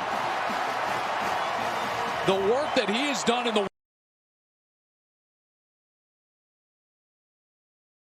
an absolute dude on the outside. Brkic for the extra point. And it's good. Earlier in the season, the media asked CeeDee Lamb about not getting targeted. He said, don't worry, my time will come. I have to be patient. Patience paying off right now. Lincoln Riley says, yeah. 27-17. What a job he's done today. I mean, this one was easy, right? That's like stealing for him, because then here he gets the ball, boom, breaks a tackle, outraces everybody for the corner of the end zone. Now he's basically triple covered. Okay, break 1, break 2 tackles. Now a little speed and agility down the sideline. He gets into the end zone. 10 receiving touchdowns this year on only 28 catches. His strength is unbelievable. He's only 190 pounds. But you said you saw him when you were at OU in the weight room.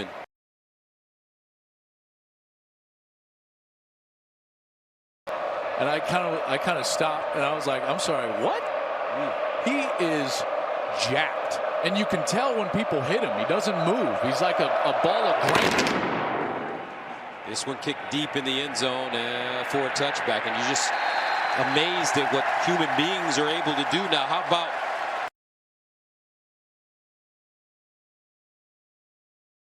ever in Vienna yesterday?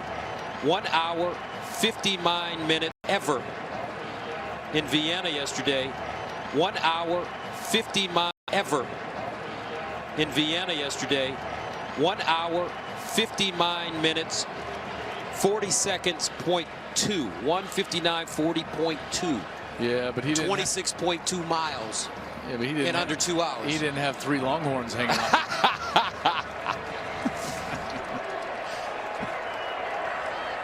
All right, so here's Texas from the 25. Got to answer. Gus, got to answer if you're the Longhorn offense. 2nd and 18 after the loss from the 17-yard line. Sam Ehlinger setting up a screen. He's got his man, Johnson. Breaks it back and gets to the 30. Ronnie Perkins tracked him down. 11-yard pickup. Good play call there. Backed up. Trying to get back into a more manageable 3rd down position. OU has been very good defensively today on 3rd down. Texas is only 4 of 11 on 3rd down. They've done it with pressure from their down linemen. Neville Gallimore, number 90, has been one of the main culprits getting pressure on Texas. Texas in desperate need of a 1st down right here. Down 27-17. Sam Ehlinger with time underneath in traffic. Collin Johnson. Did he hold on? No. And Johnson is down. Pat Fields and Trey Brown raking at the football.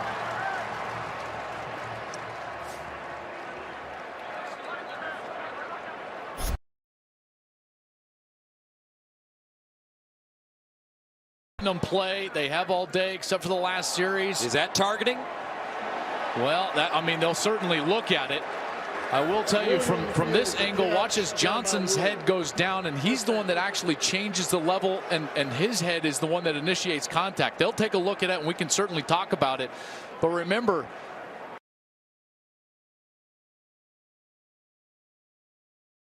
a football move. Let's go to Mikey Rulebooks here. Mike Pereira, what do you think? Well, let's address the targeting first. I don't think it is. I mean, it's the side of his helmet. He turns the head to the side, and then it becomes, is it a catch or not? And I'm still not sure, did they award the catch? Because looked like there was a catch and forward progress there. And, it's a catch. And so, therefore, it's a catch. But I don't think you can put that in the category of targeting. Yeah, I would agree. And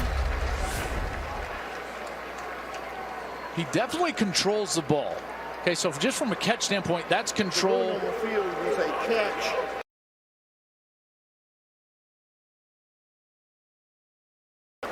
It is a first down catch, and progress was the announcement, but you're right, Pat Fields, number 10. Mike, he definitely turns to the side with that head and initiates with the shoulder. And Collin Johnson's level was changing as he was coming down. But a big first down for Texas from their own 40.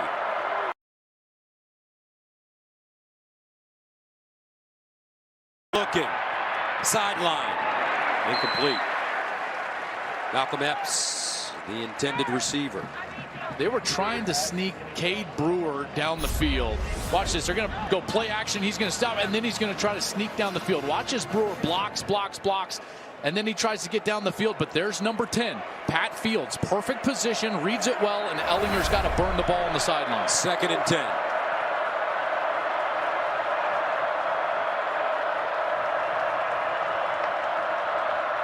Here's Ehlinger to throw it over the middle. And a completion for first down. Nice throw.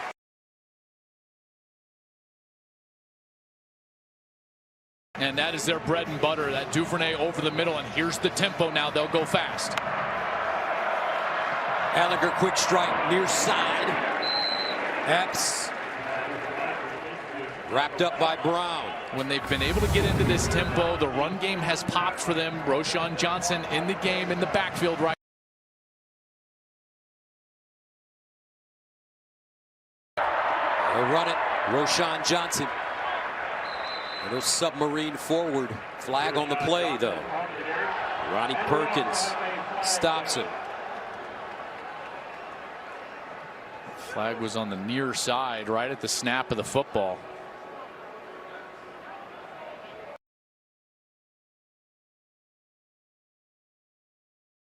As a defense or even offensively in the formation. Illegal formation.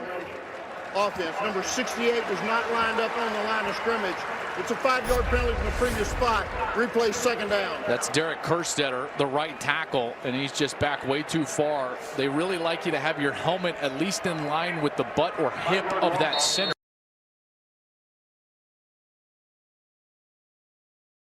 Formation. And they flagged him for it. 2nd and 10 at the 47. Ehlinger guns it and caught by Epps. First down, UT.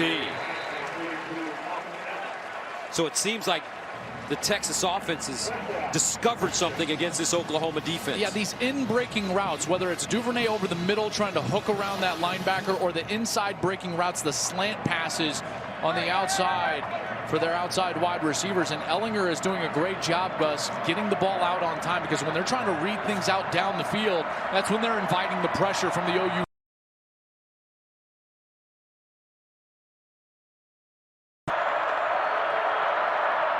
Ehlinger winds up.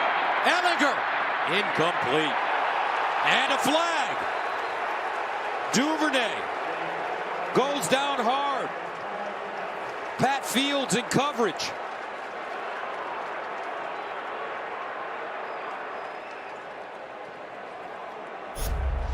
A lot of contact down the field. Here's Pass Fields. Defense number 10. The 15.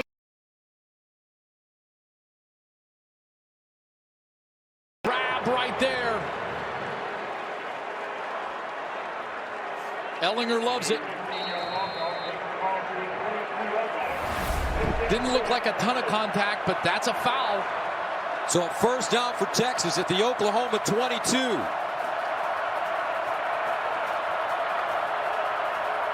Ehlinger in the end zone. Incomplete. Parnell Motley. Terrific.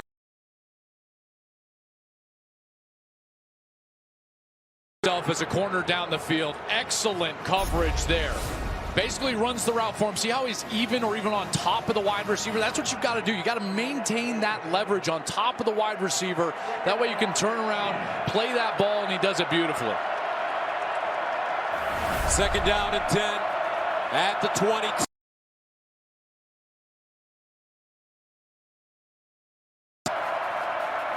Sam Ehlinger, sideline, caught, Duvernay turns it up. And he'll go out of bounds, close to the first down. I think they're going to give it to him. Some fancy footwork over there on the sideline. He stayed in and got himself all the way down.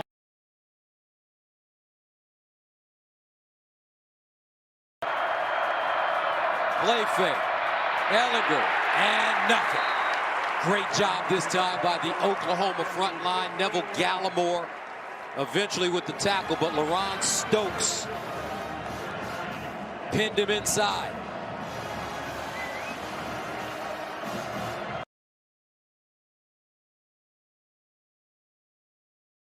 All day long, they've done it with those stunts and twists up front. The outside defensive end coming up through the middle of the field, trying to get into the face of Ehlinger. We'll see if they do it here. Loss of 3, 2nd and 13 at the 15.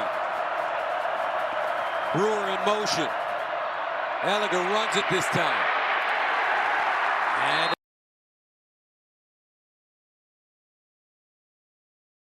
I tell you, man, this big fella, redshirt senior from Canada, Ontario, has been balling out this season. Yeah, he's been absolutely terrific, in particular today on 3rd and 12. I don't think unless they got all the way down there with about a yard to go that they would go for it on 4th, because you would take the 3 points, make it a one-possession game. So really, you're going for a conversion or a touchdown here. You've got to look on the outside, try to get one of your big wide receivers matched up with one of the smaller corners. Try to get one of your big wide receivers matched up with one of the smaller corners. 3rd.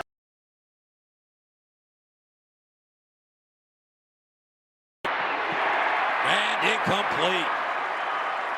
Eagles thought he had a step, but Trey Brown tracked it down while the ball was in the air, and that'll bring on Cameron Dicker. It looked like Eagles was looking for a jump ball. He wanted something higher, and this is a bit underthrown, and when he tries to jump and come back for it. Cameron Dicker 2 for 2. More importantly, makes it a one-possession game. Trey Brown, the deep man for Oklahoma. And he'll let this one bounce in the end zone for a touchback. We'll step away. Jalen Hurts in the Oklahoma offense on the field after this. 6 minutes and 53 seconds remaining here at Red River. Oklahoma ranked 6th in.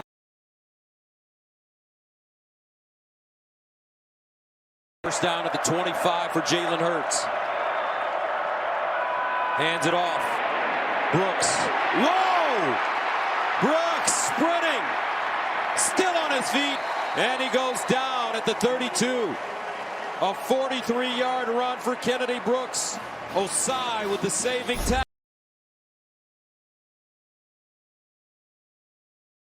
Going to get out in front with the guard and the tackle pulling. You vacate one of those areas with the motion and the man-to-man, and then Brooks is able to exploit it down that right side. Great block out there on the outside. That was Marquise Hayes, number 54, the left guard who was pulling out in front of Kennedy Brooks. Kennedy Brooks, 8 carries, 96 yards. First down at the Texas 33 for Oklahoma. Trey Sermon, Stevenson in the backfield now. And they'll give it to Stevenson. He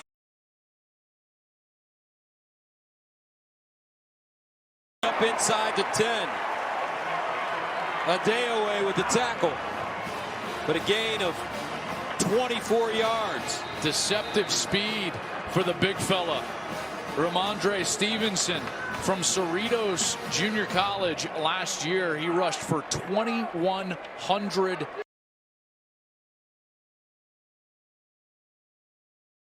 college history. We got a Texas Longhorn down. That's Chris Brown, number 15. He was battling a thigh injury over the last couple of weeks. And OU today with 10 plays of 20 or more yards. Back-to-back gains of 42 and 24 yards on the ground. And remember what the run game. Everyone always talks about him being out of the Mike Leach tree and the air raid tree. And yes, that's true, certainly. And he's explosive in the passing game and uses those principles in the passing game. But as I sit and talk with him, it's very apparent that one of the biggest strengths he has is the run game, his willingness to be a run-first team, as evidenced today. Gus, 259 yards on the ground on 30 rushes. That's 8.6 per rush.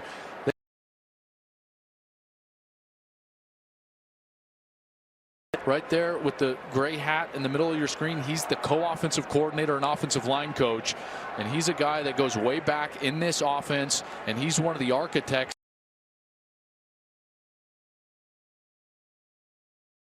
Long run from Kennedy and Brooks. It shouldn't be surprising. Remember, this is Oklahoma.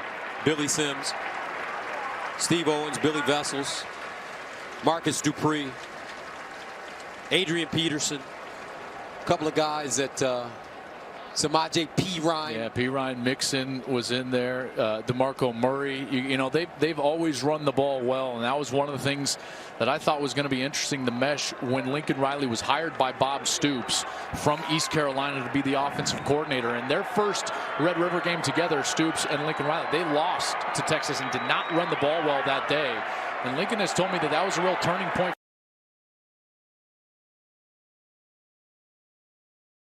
He has certainly turned out to be that, and this OU team has really won the battle up front here today. 259 yards rushing for Oklahoma, 235 yards passing. First down and goal at the 9. And it's Brooks. One thing, even up here, calling the game, it's so confusing on who has the football. Well, they do a great job of reading it out, and they do it with this GT play, guard tackle pulling, but they do it with the read. So Hurts is making a read. The defensive end comes up the field, so he gives the ball. He's got the guard and tackle pulling around. They run that play, Gus, out of 30, 35, 40 different formations and movements. That's why it's so intricate and so tough to stop from a defensive coordinator perspective. Trey Sermon, Jeremiah Hall in the backfield for Oklahoma. They get it off. Hurts runs it straight ahead. Tried to hop through the hole, but nothing doing. Nicely done. Keandre Coburn, we've mentioned his name a number of times for Texas today. Well, now what you're going to get is Oklahoma is in full milk the clock mode. They've got to think that they've got 3 points in their pocket. Brkic has been very good for them, their kicker so far. So they're going to try to keep this game clock going and use the entire length of the play clock while trying to, at some point on this series, punch it in. But I got to assume that they would kick the field goal to go up by 2 possessions if they're unable to get into the end zone here. Looks like Riley's going to want a timeout. Yep, on the far side, he's running down for a timeout, and they'll get it.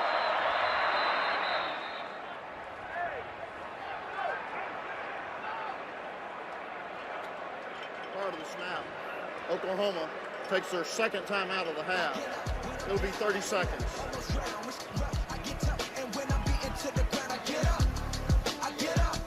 One was picked off, one was almost picked off, and an incompletion would stop the clock.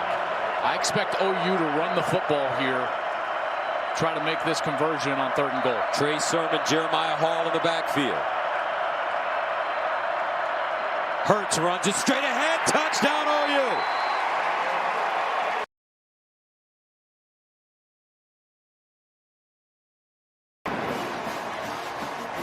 Jalen Hurts. What you got is man-to-man from both of those linebackers, and as soon as the middle linebacker runs into the middle of the line, that's Creed Humphrey, all Big 12 center. He gobbles him up right there. Boom. Number 6 is blocked, Juwan Mitchell, and Hurts runs easily for a touchdown.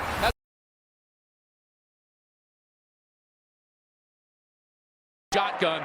He knows that they were running a lot of man coverage, and so all he has is those running backs just flare out, and then it's one linebacker to beat. He beats him with the center, and Hurts is in the end zone. 8th rushing touchdown of the season for Jalen Hurts. Extra point good. 34-20.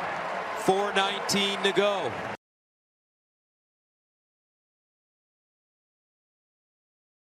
Touchdown from Jalen Hurts, his first rushing touchdown of the game. I've been waiting. Come and get me. Ain't no way you can keep up. All money managers might seem the same, but some give their clients cookie-cutter portfolios. Fisher Investments tailors portfolios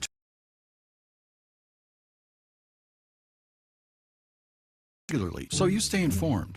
And while some advisors are happy to earn commissions whether you do well or not, Fisher Investments fees are structured so we do better when you do better.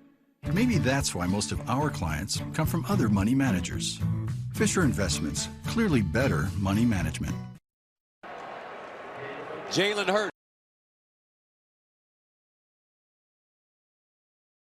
Down passes with 1 interception. He's rushed it 16 times for 121 yards, picking up a score. And Oklahoma, 4:19 away with a 34-20 lead. And Duvernay will take a knee. Busy day today over on FS1 at 4 Eastern. Texas Tech and number 22 Baylor collide.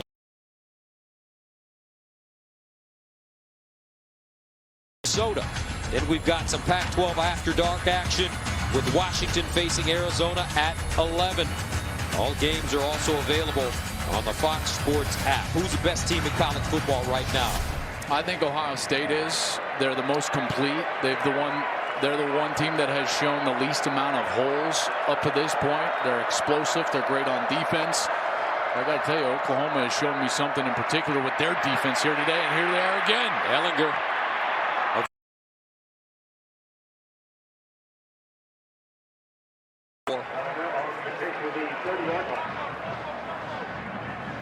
There was one question about this team coming into this season. They hire a new defensive coordinator. It's been all about, is the defense better? Is the defense better? Well, up to this point, they are absolutely better. This is such a different team now with a defense that can actually play.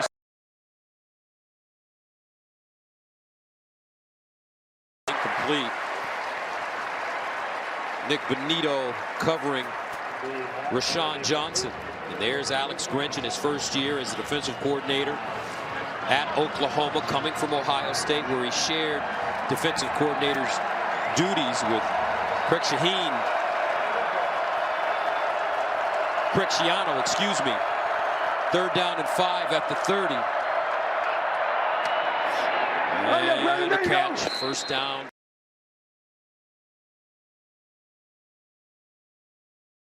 This is the game that got Mike Stoops let go by Lincoln Riley last year. They scored 45 points, still didn't win the game. Here's that 3rd down completion. Eagles here with only 3:25 left. Ehlinger surveys, flag on the play. Epps was the intended receiver.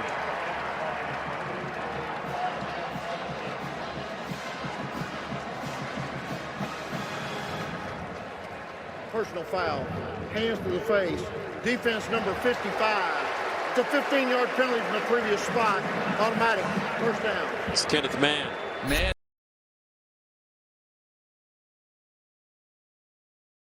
Gets up into the face mask of Junior Ongelau. There's that hand, you can see it. Gets up into the face mask of Junior Ongelau. There's that hand, you can see it plain as day. That's where the flag comes out. And now Texas is in business here with 3:20 left. 1st down at the 49. Ehlinger delivers far side. Nice throw. Great catch to his tight end, Gabe Brkic. In a 2-possession game, what you're trying to do is set a benchmark for when you want to score. You're creating a sense of urgency even for that first series when you need to go get it. 5-yard pickup, 2nd and 5. And Ehlinger sacked for the 8th time in this game. Marquez Overton, Marcus Stripling.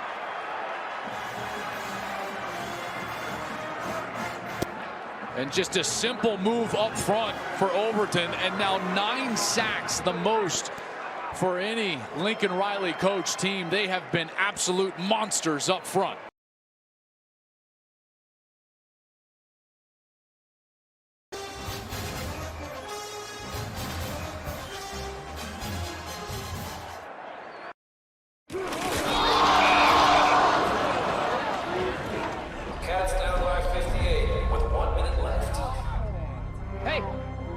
Where's everybody going? This game's not over. So we're not the best.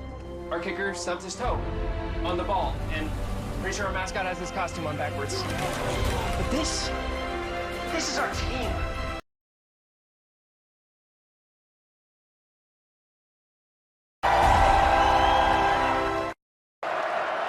Third down and 8. At the 37 for Texas.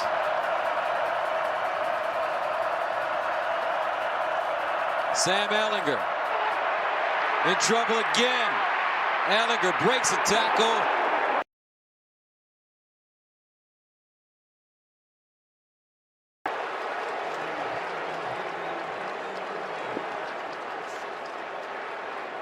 And this may be roughing the passer. Kenneth Murray, the linebacker.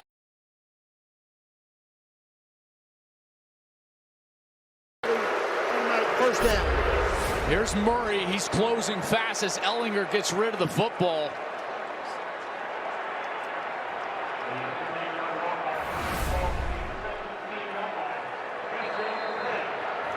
I'm interested to see if they would take another look at that.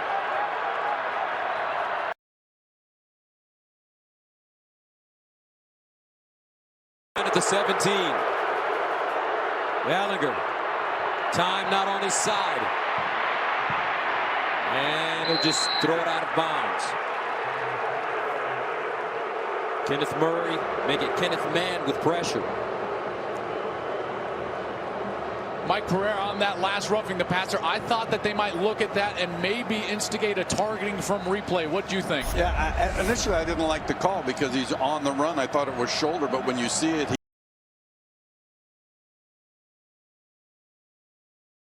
the face mask. So I'm a little bit surprised they didn't stop it and look at that. Second and 10 of the 17.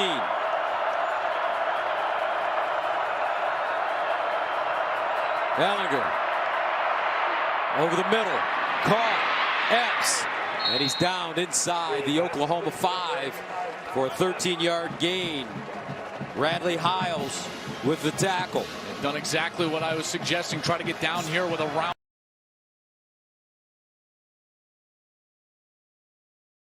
Touchdown, Texas. Ehlinger's second rushing touchdown of the day.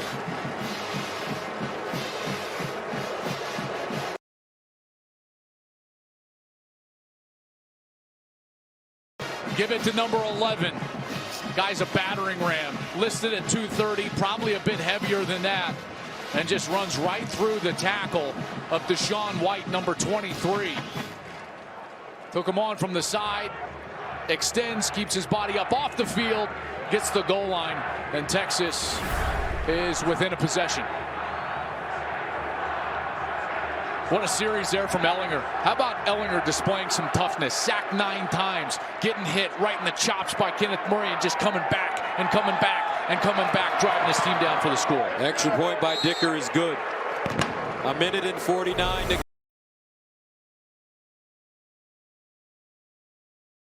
fight. Texas still with life.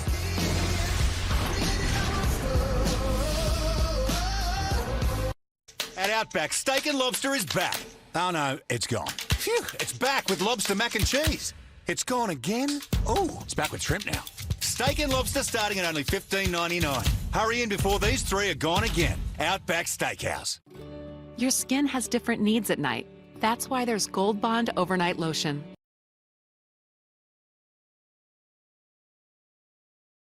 Moisture. Wake up to rejuvenated looking skin. Gold Bond Overnight Lotion.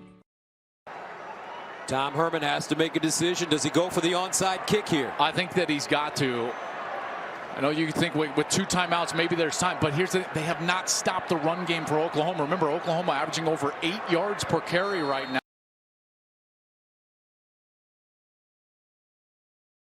That they're going for the onside kick right here. The golden hat on the line. Here's the onside kick. Takes a high bounce.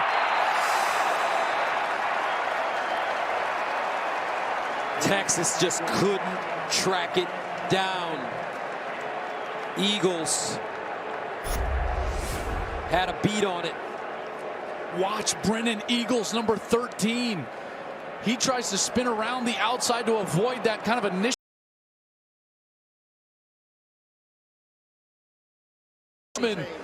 And he just wasn't able to corral it. Oh my goodness.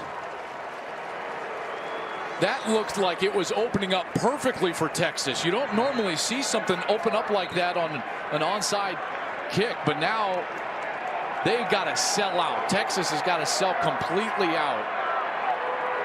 1:49 to go. Texas with 2 timeouts. Oklahoma.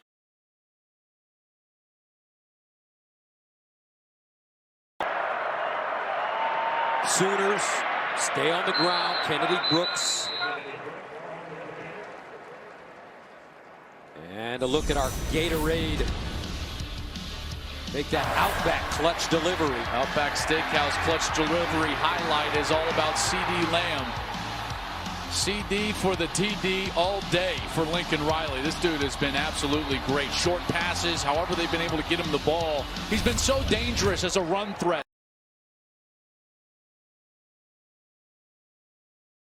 Red River history with 3 receiving touchdowns. Only second player in Red River history with 170 receiving yards and 3 touchdowns.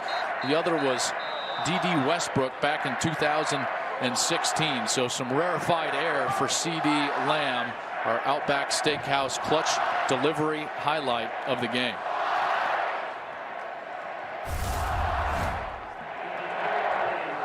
Second down and 6. 1:45 to go.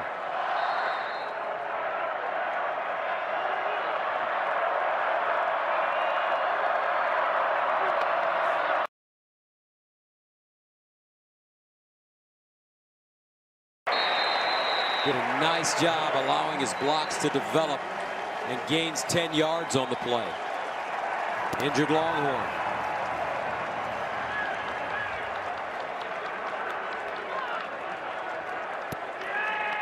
And that's Juwan Mitchell.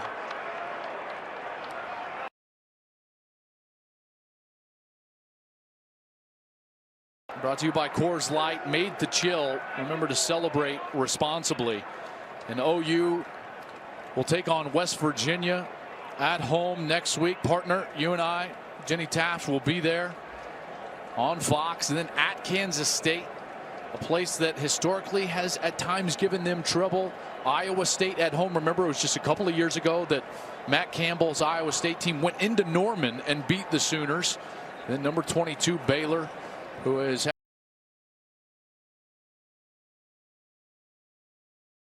30th for OU, rounding out Big 12 play.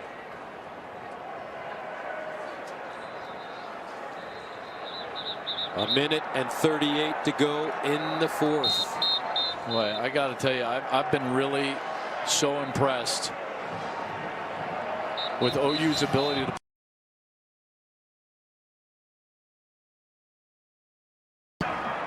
hitting on all cylinders, and then when they needed it most, the run game showed up. Hurts made some great plays. Jalen Hurts, even with a couple of mistakes, is out here throwing for 235 and 3 tugs, run the ball for 131, over 7.5 a pop. You know, Hurts has been tremendous today, Gus. He really has. Even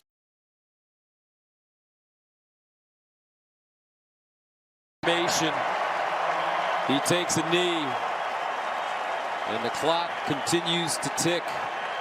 Some interesting events taking place.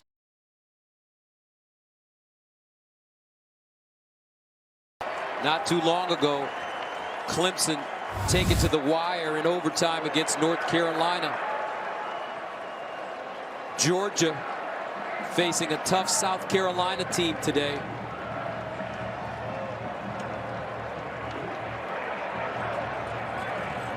You wonder what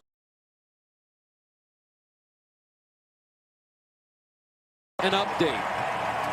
Yeah, number 3 Georgia able to force overtime against South Carolina, down 3 in second OT. Rodrigo Blankenship misses from 42 out, and number 3 Georgia is unbeaten no more, falls 20-17.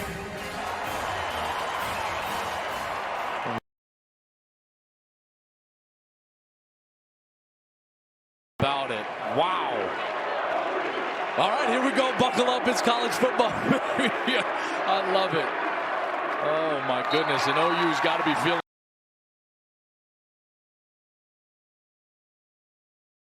We'll have to meet that man, Tom Herman, again in the Big 12 championship later this year. But today in Red River, it's OU staying undefeated. And Gus showing some serious improvement on that defensive side to go along with that explosive offense with CeeDee Lamb. CeeDee Lamb, 10 catches, 171 yards, and 3 touchdowns with a long of 51. Jalen Hurts, 16 of 28. 235 yards passing, 3 touchdowns, 1 pick. He also rushed for 131 yards and a score.